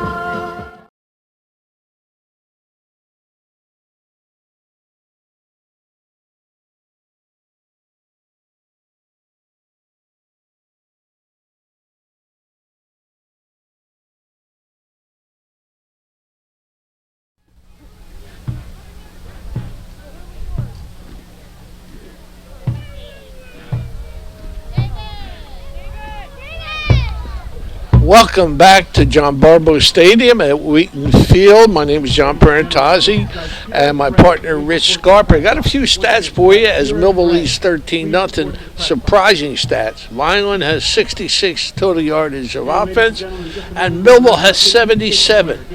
And I think that's a real shocker to me because Millville is a pretty potent offense. They've got a lot of records being self-passing. So Vineland has played them pretty tough. Vineland has given up 1 touchdown drive and, of course, a 29-yard fumble recovery for a touchdown. Williams is 4 for 10 for 27 yards, and we have 39 yards rushing. And our leading is Pacheco with 11 carries for 16. Our fullback Blakely has 4 for 12, and Williams has the other yards on the scramble that he Did you ran. happen to get attempts and completions for Paul Hamas? No, I didn't get the Millville stats, Rich. I got Because our as we stats. mentioned pregame, Paul Hamas is right now he's qualified to have the best passing completion percentage in the season. But if I'm guessing, I'd say 8 attempts, 3 completions, a little under 50% would be my guess so far. So that's going to bring him really close. Plus he has 1 interception.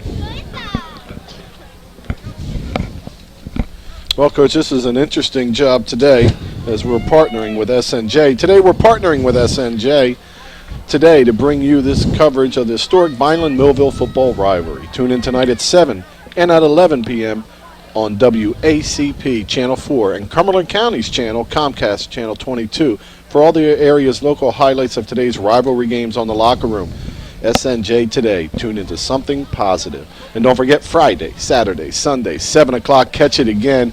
We're very thankful and honored to be sharing this broadcast. Yeah, Rich, is the first time I think we're on live.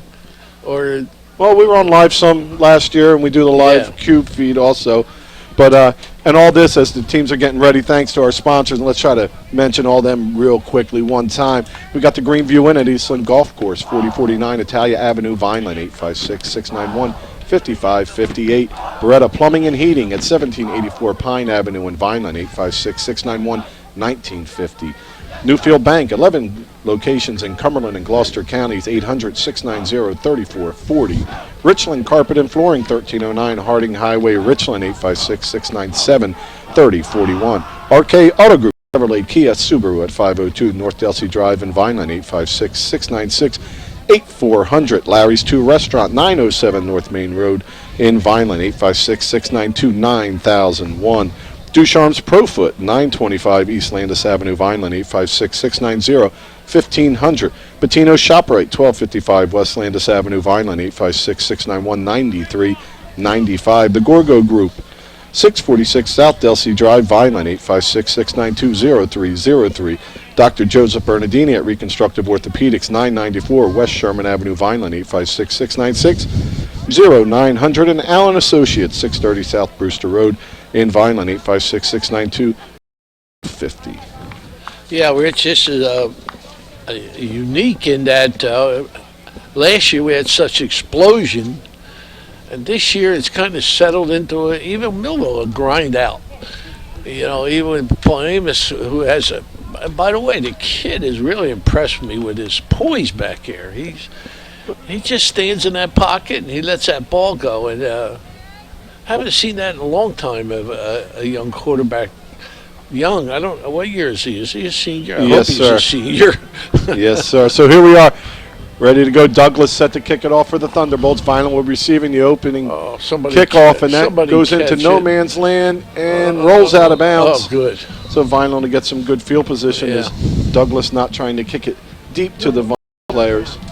I'm not sure he's just missing the ball. He's had 1, 2, 3 kickoffs, and they've all been different varieties. One's been a ground ball, one's been a line drive, and this would look like a little wedge shot. So I'm not sure he's just could be missing the ball somehow. I didn't see him kick off on the huddle, so I can't say if he can kick or not. Well, as we get ready for this Vineland drive, as they try to cut this lead in half, I do have to send one shout out to Allie on her 16th birthday. All right. Vineland plays soccer for Vineland High. I couldn't pick her up in time for the game. I had some pregame work to do today, so happy birthday to her. Happy birthday, Allie. So 1st and 10 at the 35 for the Fighting Clan. It was my birthday on Tuesday. Well, happy birthday, I was Coach. 57. Again? So Vineland had a little more success near the end of the half, just trying to power the ball up the gut.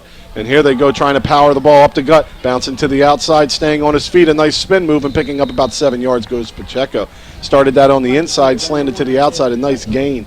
Double tackle by number 2, Marcial Ramos. That was a pretty good run there. He took His lead blocker, Blakely. He said north and south. Whoa. Just a nice spin and way to stay on his feet there. Tell you, I'm impressed with Millville's ability to tackle, though. I'm very much impressed with that, and I'm super impressed at their ability to close. Sometimes these holes look really big, and they shut down in a hurry. There's an opening in the middle for Pacheco, who stays on his feet and gets the first down. Nice job there by Carlton Lawrence, I believe it was, who just slowed him up, got him around the shin. Yeah. Well, actually, that wasn't Lawrence. That was 20, Ryan Harris. It was Lawrence came over near the end. But Ryan Harris just right on that shin or knee and stops Pacheco from picking up more yards. But Vineland quickly with a first down. Millville's been slanting, Rich, and when we're guessing right, there were some big holes. Their front. See them slant? There's a they nice. slanted to the. Now, see, they slanted right, and the run was to our right, which would be their left, and the left tackle slanted right into the hole. So they must be moving on every play up front. Well, I'll tell you what, that's a good thing if you're the Vineland offense, because when people can just sit in base and read your blocks and stop your run, that's worse. When they're slanting, you do get the times when they slant the wrong way, right? And it gives you a little bit of extra attacking area. Yeah, they're playing a basic 5, but they have the 3 down line, 2 linebackers on the outside. What's nice, Vineland's able to get a push up on that line. There's times for Williams. He throws back and complete.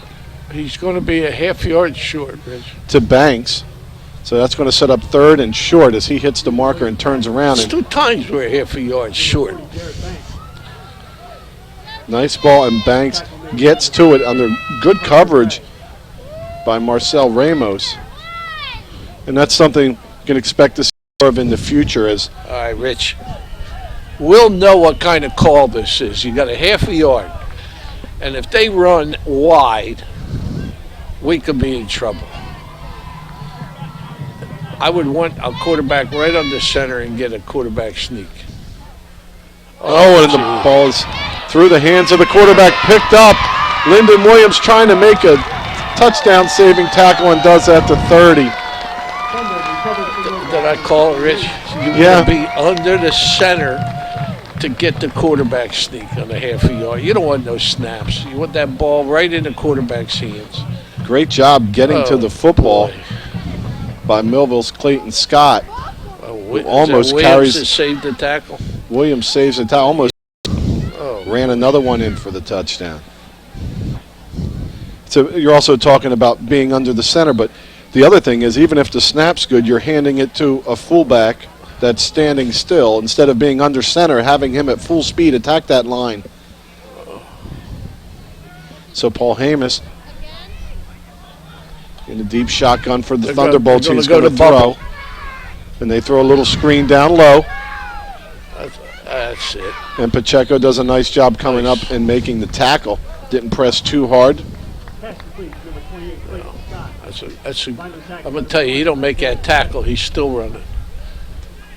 Yeah, he did a nice job there. Gain of about 3 for Scott on the reception. He hangs on here really nice. Great job. See Ramos come over to clean that up. So 2nd and about 7. I thought they were going to run that bubble to the right. Well, Vineland's defense, I mean, they've done all right with this passing game today. Much better than I think we could have hoped for.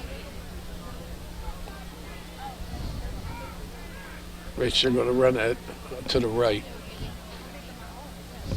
High snap. And it looks like that's going to be close to a first down, maybe a little bit short. Yeah. So it was Vineland driving down the field and the snap. Not able to be reeled in by the quarterback. Sure it was a bad snap or a snap that was on the wrong count. We'll never know until we talk to someone, because it looked like he wasn't ready.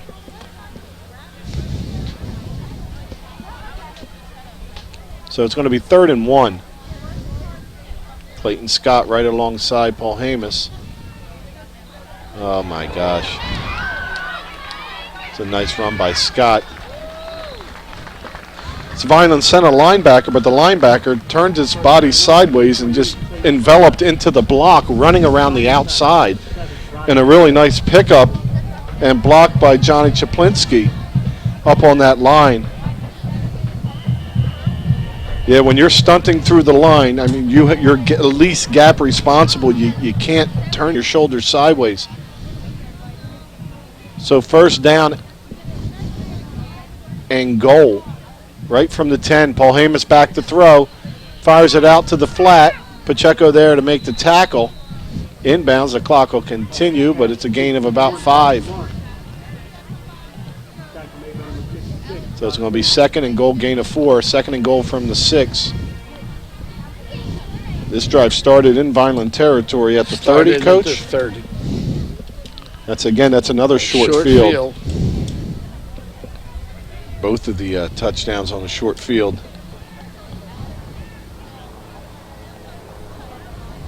So everything quiets down for this 2nd down.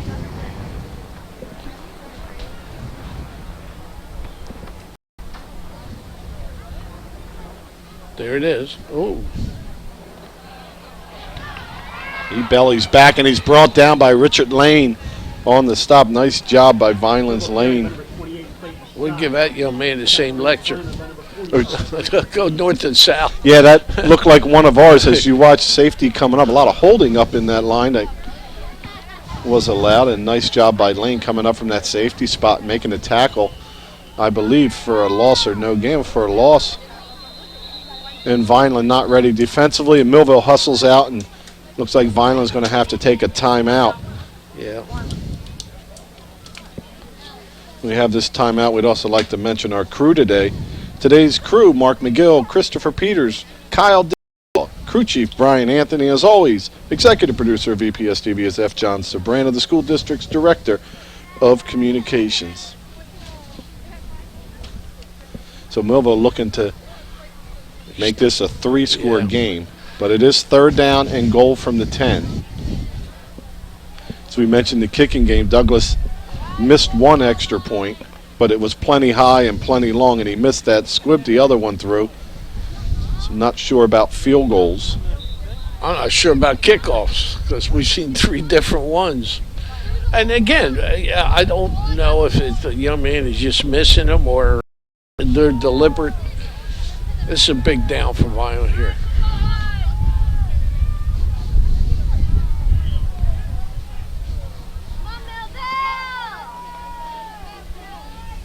High snap, Paul Hamus plants, he has an open receiver. Uncovered receiver in the end zone for the touchdown. So we watch high snap, and he just plants and throws, and nobody there. As that's complete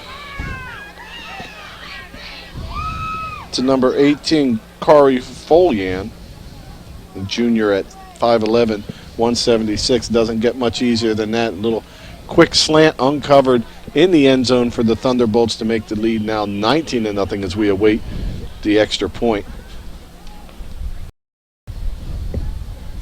Looks like Millville will be going for 2 here.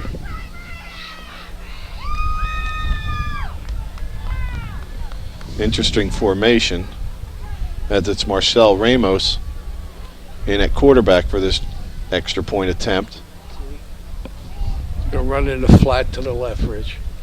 I told you. And they run option and into the end zone on the option. That had to make you a little happy, goes Clayton Scott. It's like the old Vineland days with that option. It's kind of like you run a good option, you're making your block by drawing people in, and there's no defense for that. As the pressure gets to the acting quarterback, Marcel Ramos, just a nice, easy flip. Second touchdown they gave Millville. 2 fumbles led to 2 touchdowns. Yep. It was the offense for Vineland that moved the ball a little while and then turned it over on the bad exchange. Now they have a lot of work cut out for him. 21-0, 6:05 to go in the 3rd. Nice job blocking on that touchdown run by Brandon Waller, the left tackle. He's a junior at 6'1", 209. Really did a nice job controlling that inside pursuit just to leave the option man. Well, just made a good decision. He went right to the end. The end committed. And he pitched the ball. It's a great play, Rich. I love that play. Oh, yeah. Chris Rizzo and I were talking about the pitch today. Chris Vizo, the quarterback coach and JV offensive coordinator, had a nice long conversation with him pregame. And there's a dribbler up the middle. And Vineland will start at their own 32. See, Rich, explain to me why that's not a penalty. What part? Man falls on the ball. Dead play. Yeah. And the guy jumps on top of him. That should be. Why is that not a penalty? I agree with you. In high school and college, you're down, you're down. There's no... Yeah, there's no getting back up, and there's no who touched me, who didn't touch me, who made me fall.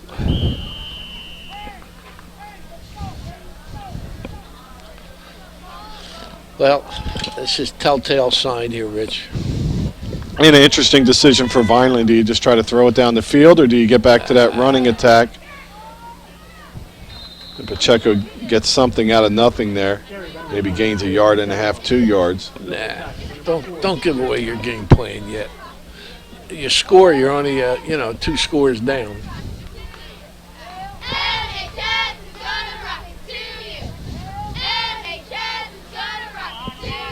This quarter's kind of flying by now. We're down to 5.5 minutes to go in the third.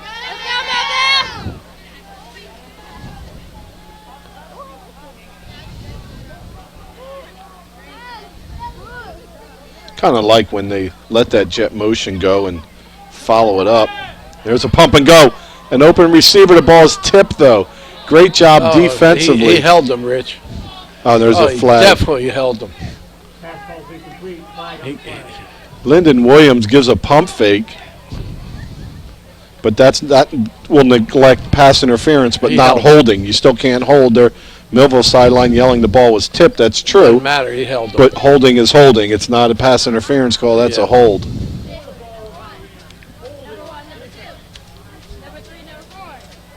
Used to be in the good old days, the ball was tipped, you got a free shot at the receiver. You can't hardly do that anymore, even in the NFL. You tipped the ball, you opened the barn door. Yeah. Anything Whoever you wanted to hit, when you heard tip, you just ran and get him. Yep. First down, Vineland on another penalty for Millville. Oh, they had 6 penalties in the first half, Millville, for 50 yards. I missed one. I had 4 for 45. I did pretty good for a while. Hard to do both there. There's a counter in the middle of Blakely, who spins, and it really looked like there's a lot more there. And again, Yeah, Millville, I'll tell you what's impressive with Millville, they stay home. Yeah, They're not chasing the ball. As you see that counter there, Yeah. one guy comes in and attacks it, and everybody's there. Nope. When the play starts, you're like, oh, that's open. We're in great shape. And we just an outstanding job defensively for Millville, closing on the football. So gain of 2, 2nd and 8. This time Violent sends everybody to the bottom of the screen. Oh, no. And that ball's tipped and incomplete. Pass ball's incomplete. Yeah, I was see that tip there, fortunately falling in the ground. No harm. There are more blue jerseys around than white on that screenplay. Well, as a defensive lineman, mostly when I played football, when the quarterback was under center, I had to ID where the ball was going. And when I played a little bit of linebacker, let me see a quarterback start with the ball there. Even though I'm reading my guards, it's easier defensively to see the flow of the play instead of being up under the center. And as we mentioned before, even in the NFL, 80% of the plays are from shotgun. Back throw is Williams. He looks over the middle for Pacheco, and that's going to be overthrown and incomplete. So with 4:29 to go, it'll be 4th down for Vineland. 4th and 8, and Vineland sends the punt team in.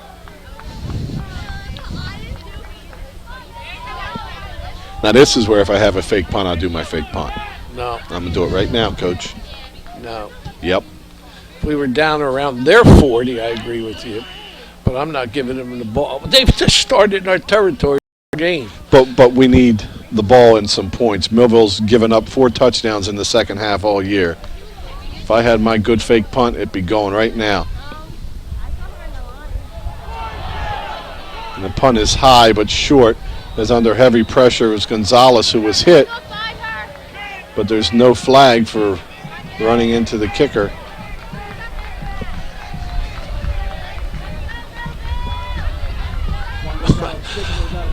He didn't get the call because he about 10 minutes after That's the a guy delayed hit him. reaction. Yeah, it was. Yeah, I was following the ball. I didn't get. No, to I finish was watching watching. him. He kicked the ball, and the ball was in the air, and then the guy came, and I don't know how much he hit him, but then he fell looking at the ref. That was a good actor. So Paul Hamus to throw on 1st down. Big pressure. He gets away from the first defender. Now heading to the outside. He's hit and cleaned up by Jones. So Paul Hamus will pick up some yards. But that's one thing Vineland's done pretty well, is put some pressure on Paul Hamus, which we thought would been a little bit of a struggle. That's Reyes, the defensive tackle, the freshman, who puts the first pressure on. And there's Josh Ramos on the tackle, and Isaiah Jones cleaning it up. Paul Hamus runs for 3.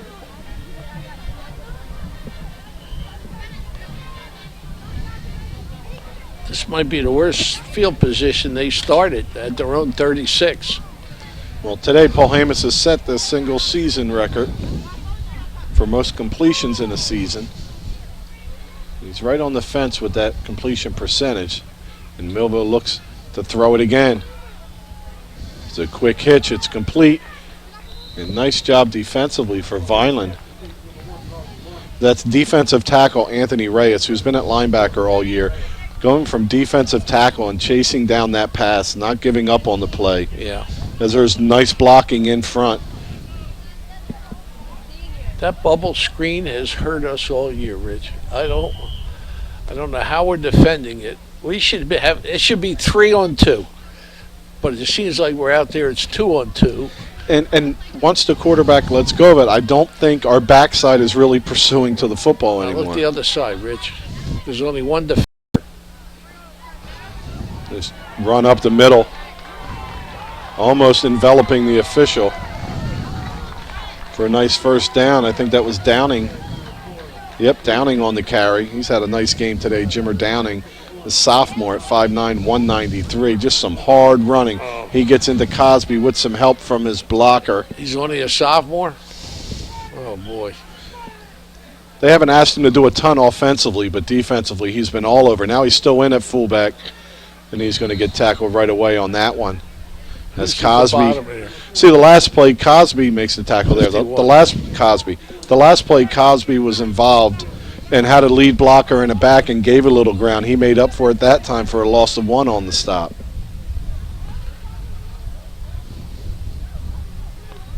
So Millville in no hurry. We're down to 2 minutes to go in the third quarter.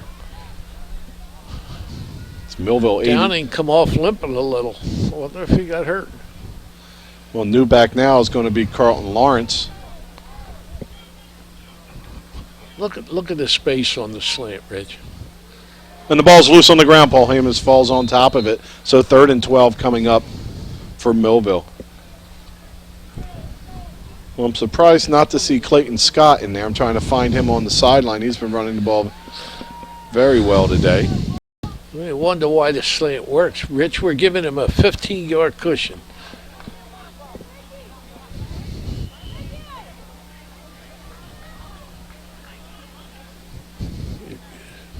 So some positives for both teams, but looking at Vineland, very young team, only losing a few seniors and some of their key players, underclassmen that'll be back. Look at the cushion on the other side, Rich. And that's tipped. Nice job by Melton getting a hand on that. Why is the coach allowed on the field? Oh, he called timeout. He yelled he wanted a timeout, and then boom. He was out there in a hurry. Coach Dennis Thomas not very happy on it's going to be 4th and 12. And this is where emotions could play a factor. Maybe Millville doesn't punt this away because he's so upset right now. But here they go. They're all coming out. It was strange to call it to set up a punt, but you know, he's not very happy with Marcel Ramos. But what was neat on that play was, just like you mentioned before, the receiver's uncovered. Instead of doing anything, he just stands there.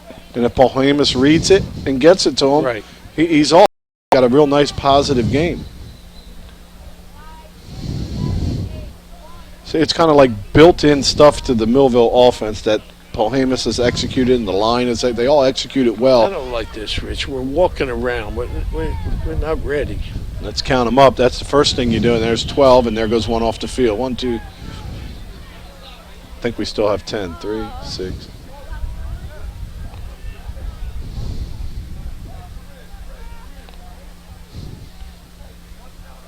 It's a high snap, but it's fielded, and it kicks away, and it's a boomer. Let it go.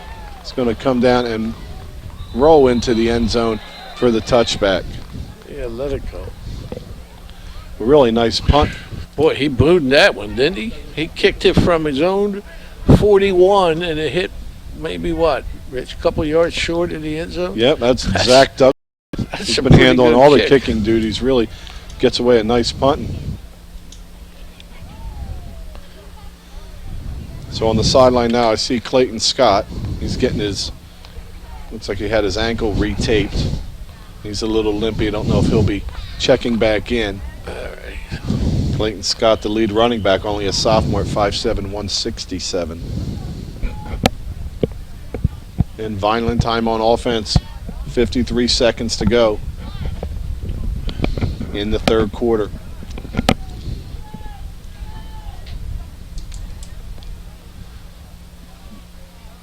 Now Vineland has an uncovered receiver at the bottom, but this one's going deep. Pacheco, does he make the catch? No, it hits the ground, almost intercepted. Pacheco comes back. We got to look at it here. Pacheco comes back for the ball as it's nearly intercepted and almost comes up with the reception himself, but ball hits on the ground. The pass was broken up by Marcel Ramos. Our most successful pass all day has been that little hook. I'm sorry, Rich. That deep bomb is a surprise play. We used to use it with Lee Hall. You know, we run Lee on hooks and everything, and then he'd give a stop and go. And I like the idea of having somebody scrape underneath, clearing out that zone. Williams to pass again. Pressure in his face. The diving attempt falls incomplete.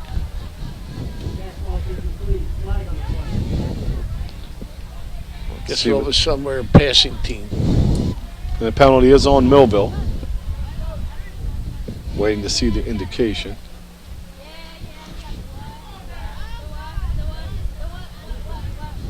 Defensive holding, so automatic first down for Vineland.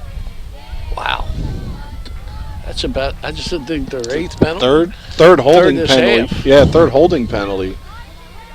How many did we say in the first half? 5 or 6? Yeah, I had 5, and I think it was 6. Hey.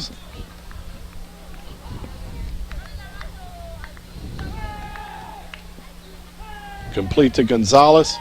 Nice coverage on the play. Picks up about 3 or 4 before he's brought down by Carlton Lawrence.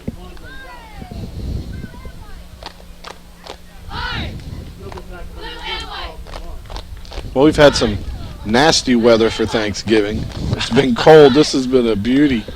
Snow, mud bowls. But, you know, that's the chance you take. You know, it's been a pretty warm season all the way around. We haven't had many cold nights this year. Been fantastic golf weather. And that's going to do it for the third quarter as we get ready to start the fourth quarter. It's Millville 21, Vineland nothing. Vineland with a 2nd and 8 at their own 32-yard line. Vineland's had 3 possessions, Rich. Started on their own 35, Vineland's 32, Vineland's 20. Millville had 2 possessions. Of course, another short field on that bad snap. And they had an 8-yard pass at the 6:05 mark to go up 19-0. They went for 2 points, ran the option, and they're up 21-0. They got it back again on their own 36, which was their worst field position of the day.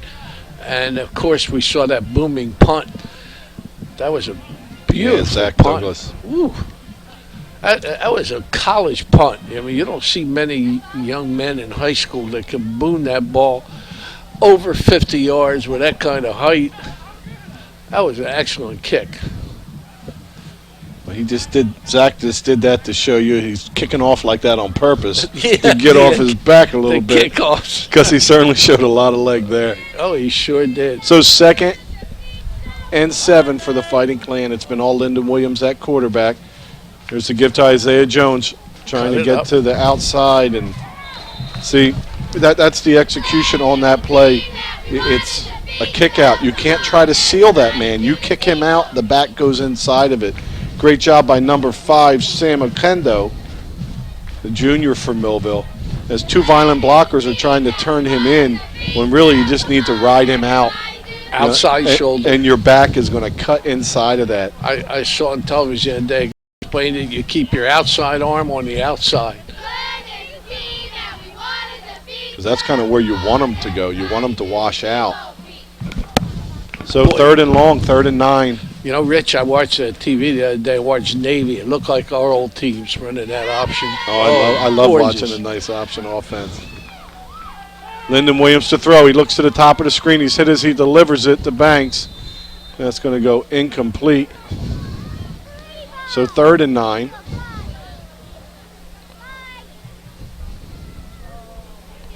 Fourth down. You got to punt the ball, Coach. If you're thinking about winning, there's 11 minutes to go. You got to punt the ball. And Vineland sends the punt team in.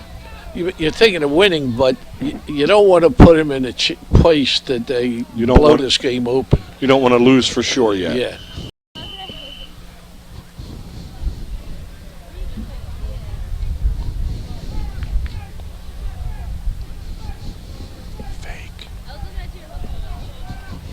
It's nice not seeing all those fakes that we did last year that really put us in a bind when we had the Millville called timeout. That's their second timeout, Rich. We had one former player that on his own would kind of take off back there thinking he was going to make first down. And I saw him at the Temple game. Me too. On the sideline. Me too. You know, there's a lot of Cape Atlantic players playing in that Temple game. As Dave Hood from Absegami had about 40 yards against Memphis. There's another running back also. Armstead from Millville. Armstead from Millville. How can I forget that? Well, Coach, the clock is ticking. For Millville here, they have to be happy with a 21-0 lead, but not the sharpest performance from Millville today. I thought he played pretty good defense. Well, Rich. defensively they've been outstanding, but offensively, 14 points. Rich, Offensively, off two great things field we position. lack on offense. We don't sustain our blocks enough. Yeah, and that's one thing. And the other thing is we're missing so many people, and it's a shame. Well, in talking with coaches last week, my idea was never come off your first block, because the first blocks are what's killing us. Our backs are good enough to do something after that. So Juan Gonzalez back to punt. Well, that's a good kick. That is an excellent kick. At the 40 and roll down inside the 20 and come down at the 17. Now, see, Millville did something there I've never seen anybody. They had no one up on the line of scrimmage to go in. And when the ball was kicked, they never moved. So I guess that's a safe kick. Yeah, I always liked that. Whenever somebody was willing to punt the football to me, I just wanted the football. Yeah. And there, you're not going to, not that jumping off sides mattered there, but you're not going to jump off sides. You're not going to hit the kicker because you did last time. So I'm sure that's, leave them alone, let them kick the ball, we'll get it. And nice job by Millville in doing that. So 10:50 on the clock. Millville up 3 scores. Paul Hamas still has the field spread out wide. And it's a quick strike to the outside and gobbled up and dropped for a loss. I think Paul Hamas's completion percentage is picking up. Just a real quick read. Vineland defense 10 yards off, so we hit the open guy, but a good job tackling for the Fighting Clan. So that it goes for no gain.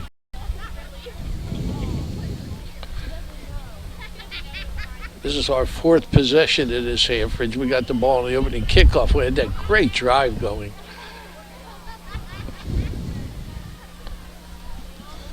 So 2nd and 10. Blitz in the middle.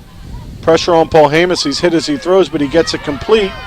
And sliding down close to a first down goes Carlton Lawrence. A little short.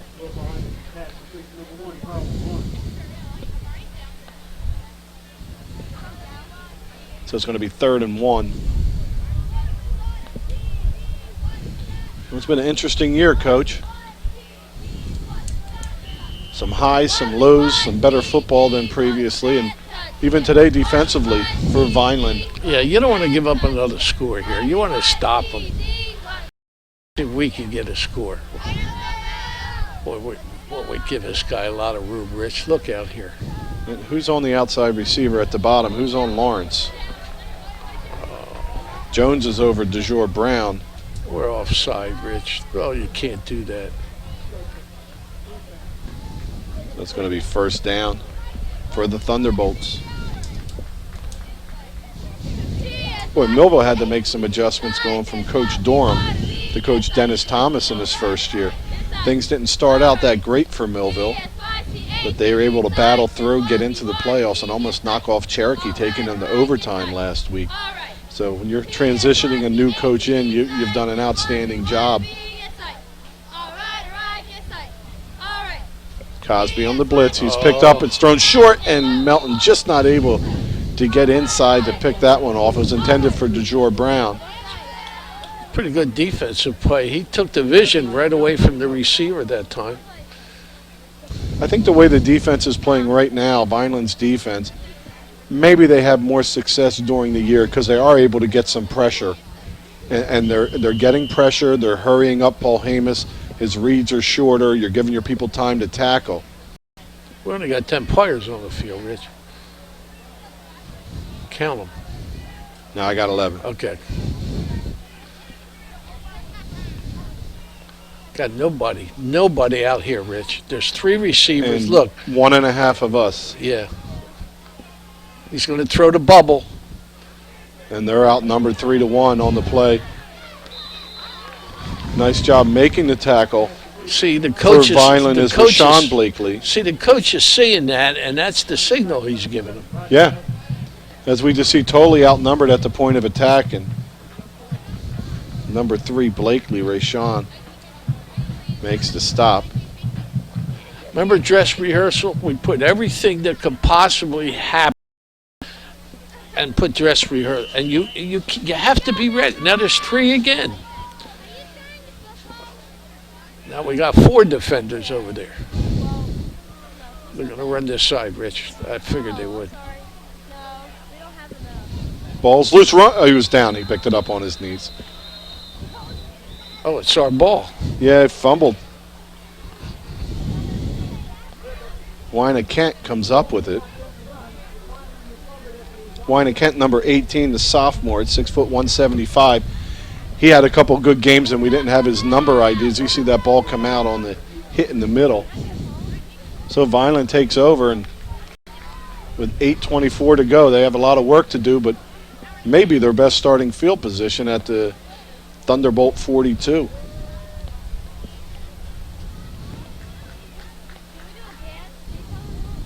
Yeah, Kent's been a nice addition. So he's been more and more involved each week. Had a really good game up at the Southern.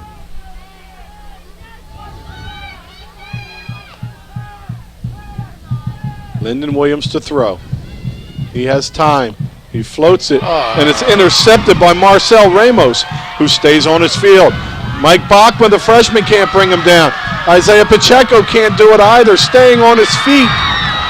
He's got an escort to the end zone, cuts to the inside. It's Blakely finally making the stop at the 19, but there's a hold that was down here on Kobe Chestnut from Vineland, was held right at the 49, so that'll come back. Millville will have the ball probably right around their own 40. There's kind of a wrestling match happened in there. Kobe Chestnut, the senior defensive tackle and offensive lineman. Here we get another look at that. It's a little bit underthrown, and then here's where the fun begins. Marcel Ramos starts to pick his way across. There's Bachman, number 70, not able to get him. Here comes Pacheco, number 1, not able to get him. And then on the inside here, you see that wrestling match happening right at the top of the screen. That's your hold. But then finally, Robert Blakely for Vineland makes the stop at the end of that. So right back at the 41, Millville will take over after the interception.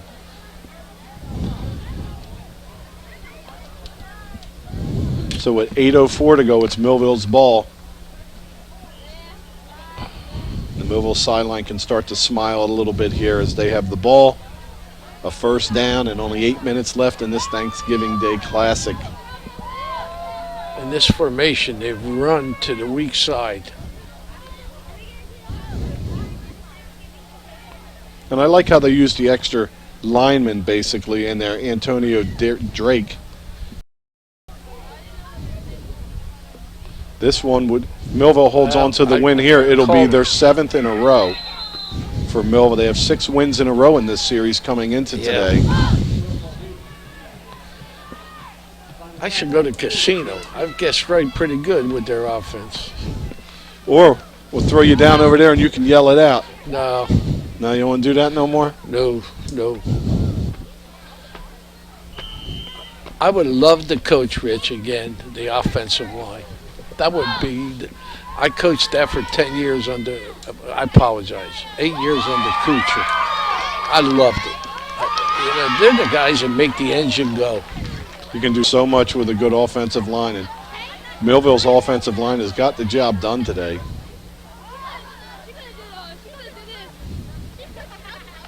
And not on that play is the safety, Melton. Blitzes through and makes the stop on Clayton Scott, who's back in the ball game.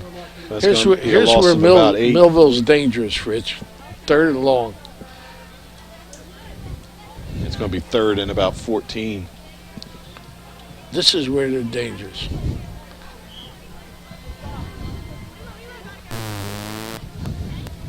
Violent goes a little bit smaller defensive front, trying to get some pressure on. Are we short? Nah, we're good. They got the bubble on this side. And Millville's going to take a timeout. That's their last one. Millville timeout with 6:31 to go. It's 3rd and 15. And don't forget, Coach, you can watch this game a whole lot of times. As today we're partnering with SNJ Today to bring you this coverage of the historic Vineland-Millville football rivalry. Tune in tonight at 7 and 11 p.m. on WACP. Channel 4 and Cumberland County's channel, Comcast 22, for all the area's highlights of today's rivalry games on the locker room. SNJ Today. Tune into something positive. And also, when you're doing that, you're going to get some updates on a really interesting game happening at St. Augustine as 9-1 Cedar Creek takes on 8-1 St. Augustine. We'll get looks around there. So Millville ready to go. And we're not. 3rd and 15. You've got me counting the players now. You're always saying we're we're a little short. I keep counting, and I'm forgetting to tell you we're what. short on this side, Rich. They've got 3 wideouts, and we have 2 defensive people. I wonder where he's going to throw it, Coach. You can't. You see. You cannot. Nice run, staying on his feet. Coming close to the first down is Carlton Lawrence. It's impossible to defend that. Coach Here's a look at it here, Coach, and just real quick, you see what's out there? Boom, wide open. Now you start making your move. A little bit of over pursuit.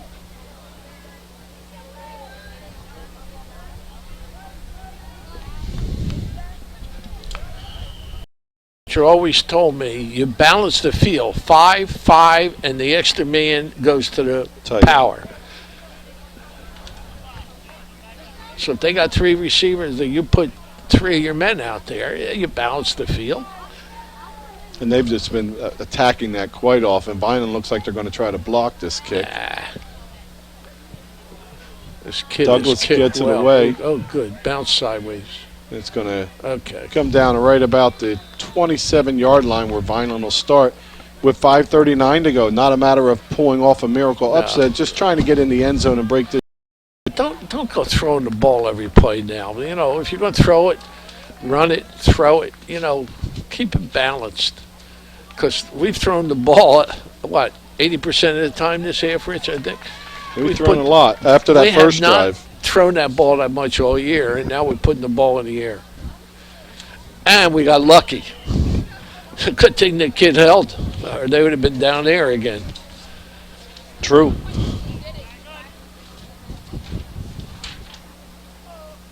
All right, good job. It's a short gain on that one. It's okay. Now you fake that and throw a little slant or something.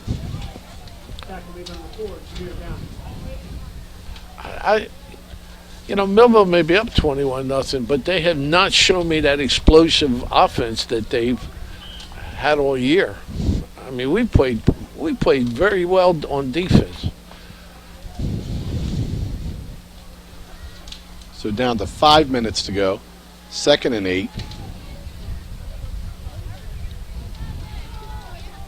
Give over the right side.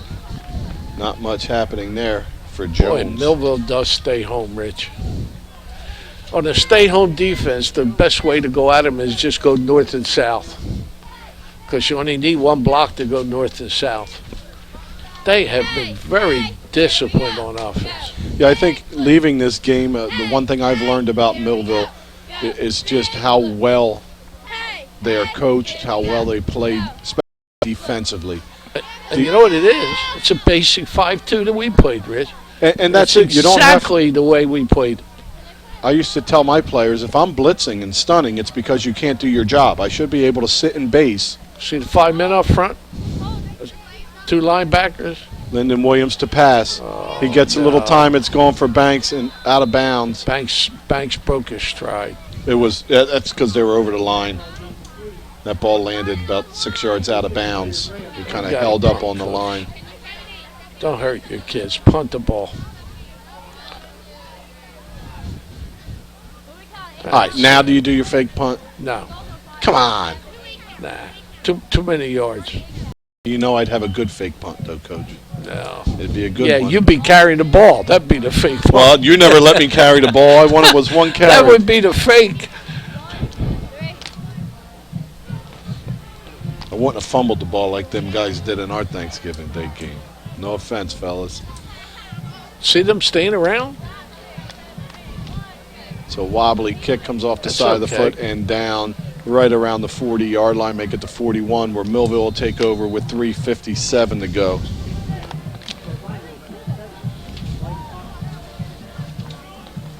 Why they swap that over, let's one more time mention today's crew. We have Mark McGill, Christopher Peters, Kyle Dinshaw, crew chief Brian Anthony, and more from executive producer of VPS TV, F. John Sobrano, the school district director of communications. We'll speak to him soon. Well, you punted. You have 2 timeouts, so you definitely don't use your timeouts here. See if Paul Hamos's numbers are where they want, if he's still going to throw, or if they're just going to No. hand the ball off. No. Actually, Paul Hamos is out. Checking in at quarterback is Tristan Harris. So Paul Hamos's day is done. It's a new offensive line, new defensive line, new running backs. As Maurice Lewis gets a carry. He's a senior. He picks up about 6 on that. There's a penalty, though. So Coach Dennis Thomas emptying his bench, getting some guys some touches. The penalty of face masking on Vineland. Oh. So Maurice Lewis's first carry gets him about 6 yards, and then How could that 15 be a more for the face face mask? It was mask. only a 5-yard penalty. That is strange. I don't know what that means.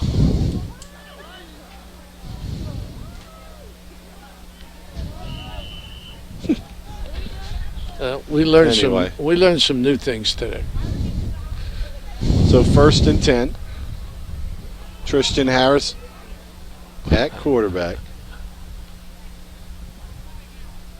Vineland sends everybody, and Cosby makes the tackle for a loss on Maurice Lewis that time.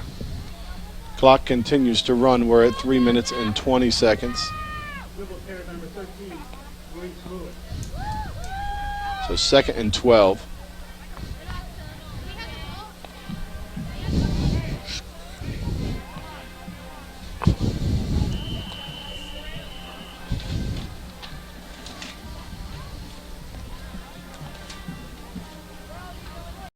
Of course, going to let most of the time come off the clock before they snap it.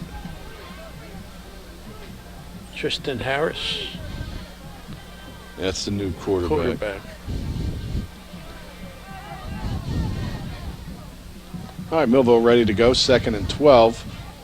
Vineland's just been sending everybody. Let's see if Millville's going to let Tristan flop the ball up in the air, and there's a give right up the middle.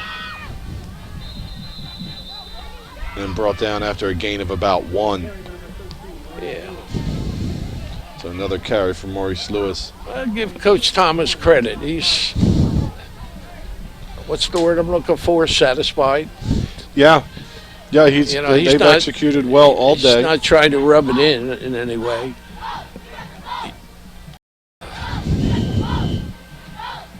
Vineland's offense, has been kind of raggedy, I guess would be the best word, Rich. But, raggedy. Another problem is we talked about identity for the offense and still trying to find it with all the changes. Yeah. Hopefully next year that's all ironed out. 3rd down and 12. Make it 11.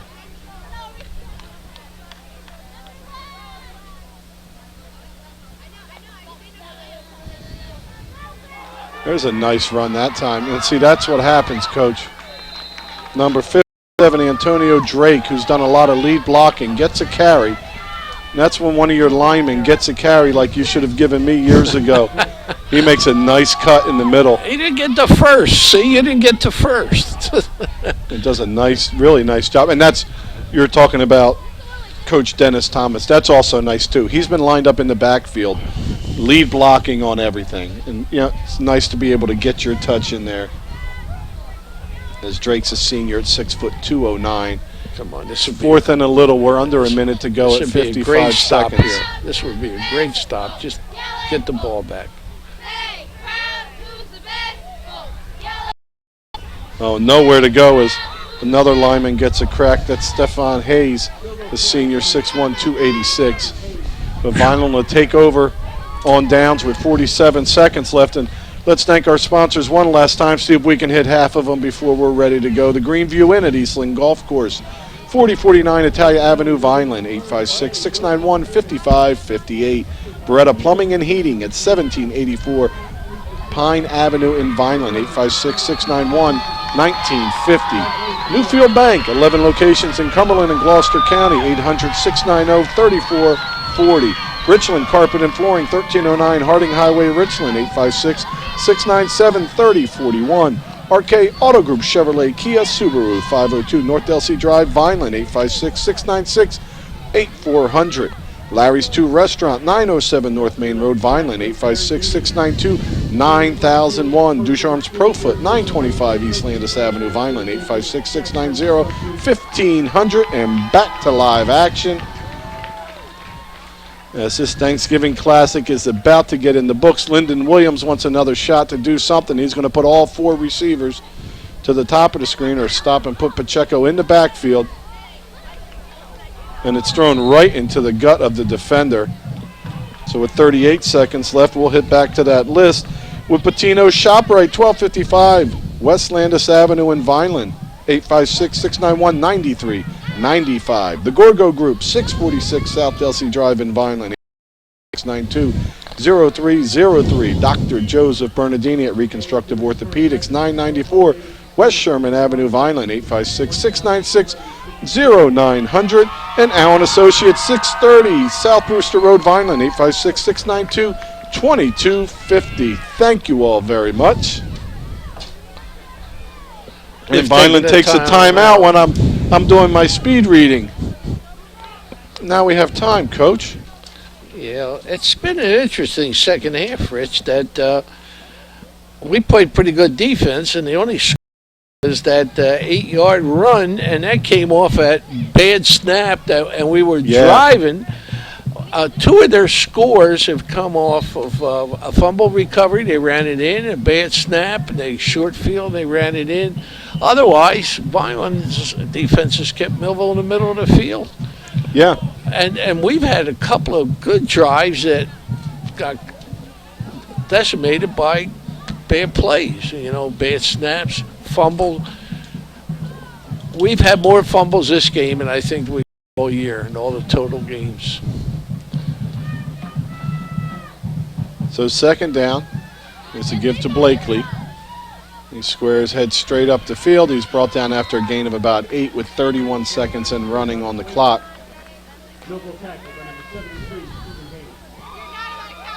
Haynes makes the stop. And for your seniors now, this could be your last play of your life dressed up in a uniform. And Coach Russo is going to take a timeout to set up that last play.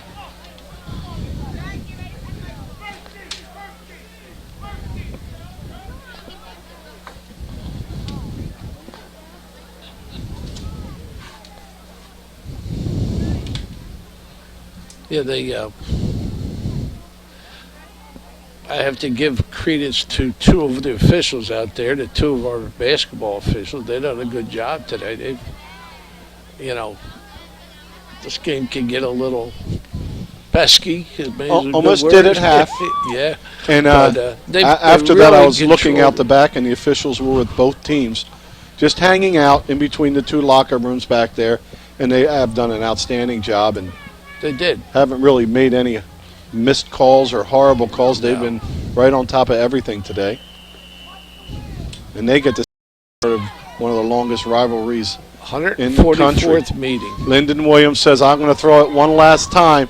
He puts it up for Banks, who catches it and goes out of bounds with 5 seconds left. No, he did catch it, but he was out of bounds when he came down with it. So almost, but no cigar, 5 seconds. Williams is only a junior, right? Yes, he'll be back. Boy, I'd like to coach him. Vineland seniors, Robert Blakely, he's got a lot Rodney Melton, Elvis Velez, Juan Gonzalez, Damon Lane, Joel Colon, Ryan Banks, Josh Ramos, Alan Roberts, Ben Dawson, Sergio Villapala, Kobe Chestnut, and Devontae Johnson.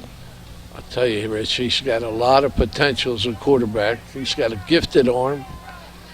And he didn't look like he's too small either. Again. One Vineland receiver, 3 defenders. End of the ball game on an interception by Carlton Lawrence. So Millville's going to take this one 21-0. And for Millville's Paul Hamus, a season of setting records. The Thunderbolts, under first-year head coach Dennis Thomas, comes in, and they get to the playoffs. They nearly knock off Cherokee and come back and secure in hand a 21-0 shutout over the Fighting Clan of Vineland. Okay, Rich, second half. We started with the ball, and we were driving. Great job. We got the ball all the way down to the Millville inside the 35-yard line, and then a bad snap. Whether it was a bad snap or he wasn't ready for it, I really can't tell you. We'd have to ask him. But Millville covered all the way on Vineland's 30-yard line, took the ball in at the 6:05 mark, 19-0, went for the 2 points, became 21-0. The rest of the half was back and forth. There were interceptions, there were fumbles. Vineland defense bent a little, but they did not break. Millville's defense was outstanding, and they kept Vineland scoreless. And Vineland, on the last play of the game, tried to go deep and threw an interception. And Rich, the score was 21-0 on another Turkey Day. And again, Millville has come out on top, and it's I think their 7th in a row. They cut that lead now, 63-62 and 19 Yeah, it's exciting ties. going to the next one. One game. Well, this is also a monumentous game for our boss man down in the truck. I don't know if you guys are in there and ready to rock and roll, but executive producer of VPS TV, as always, F. John Sabrana, the school district director of communications. You got us down there, John? Yeah, I'm here. Well, John's here. I can't hear you guys, so we're going to turn that up just a little tiny bit, and maybe I can hear Rich and John talking. John? Yeah, I'm here. I want to wish you luck. I want to thank you for all the help you've been. We go back to the days when you were a reporter, and you've been a good friend, and a good friend of Vineland High, and a good friend of Vineland, and I wish you all the luck in your retirement. Well, in case you couldn't piece it together by the end, this is John Sabrana's last game, and he's been running this show forever, as Coach mentioned, even going back to his writing days. But it's always a pleasure knowing he's in there. He gives us a little insight when we need it, and it's really been a lot of fun, and I hope the future is as well. And also, big congratulations on his school board win. So he'll be putting on a new hat and a new pair of shoes. John, are you looking forward to it? I am, and I want to thank you guys. I always tell people that doing this job has been the most rewarding professional experience of my career. And at the All Sports Booster Club, Hall of Fame banquet the other night. I had a chance to speak and talk a little bit about how I went from covering these games for the Vineland Times-Journal with a reporter's notebook and a pen that wrote different colors. And here we are in a state-of-the-art TV truck with 4 wireless cameras, instant replay, and all this technology. But it's still about trying to highlight the accomplishments of our student athletes, and that has been a real joy to me, and never really a job. I am looking forward to the new challenge, being on the school board, and one of my missions is to create a communications committee, because I feel that's such an important part of what we ought to be doing. Unfortunately, I won't be sitting in this truck anymore, but I'll still be looking over your shoulder, and you guys don't do a great job, I'll make sure I'll tell you. We appreciate that. And thank you very much for everything, John, and it is really reassuring knowing you're there, and we'll just have to build that reassurance in the future. But thank you for having me for as long as you have. And as a former player, I can tell you, I can remember when Vineland went to their first 2-camera shoot, which was a Thanksgiving Day game in '86.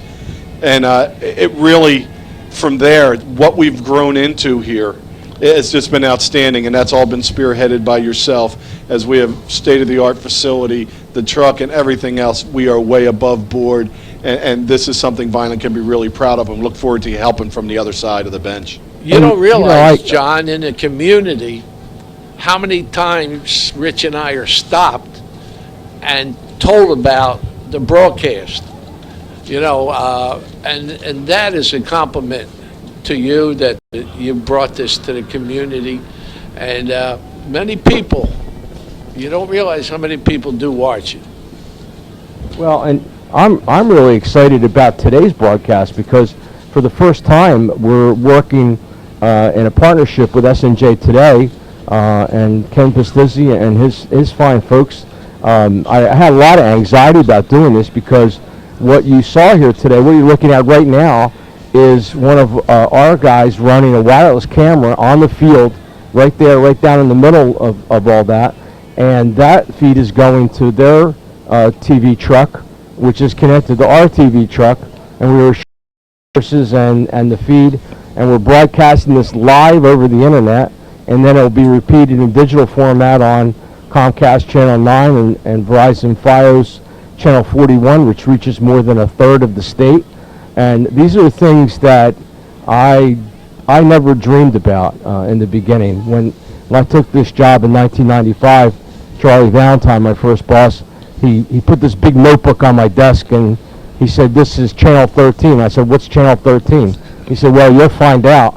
And he was absolutely right over the years. So this is my 17th or 18th Vineland High School Thanksgiving Day game, and I think it's a great way to go. It would have been a greater way to go if we won the game, but even so, it was an experience that I really enjoyed, and as you folks said, I'm looking forward to the next chapter of my professional career and also my life. John, thank you again.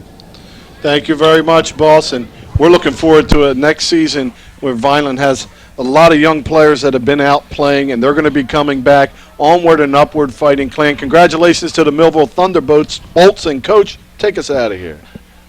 Ladies and gentlemen, it's been a pleasure this season, and then again for Rich Scarpa, myself, John Parentozzi. Have a great Thanksgiving, and don't eat too much.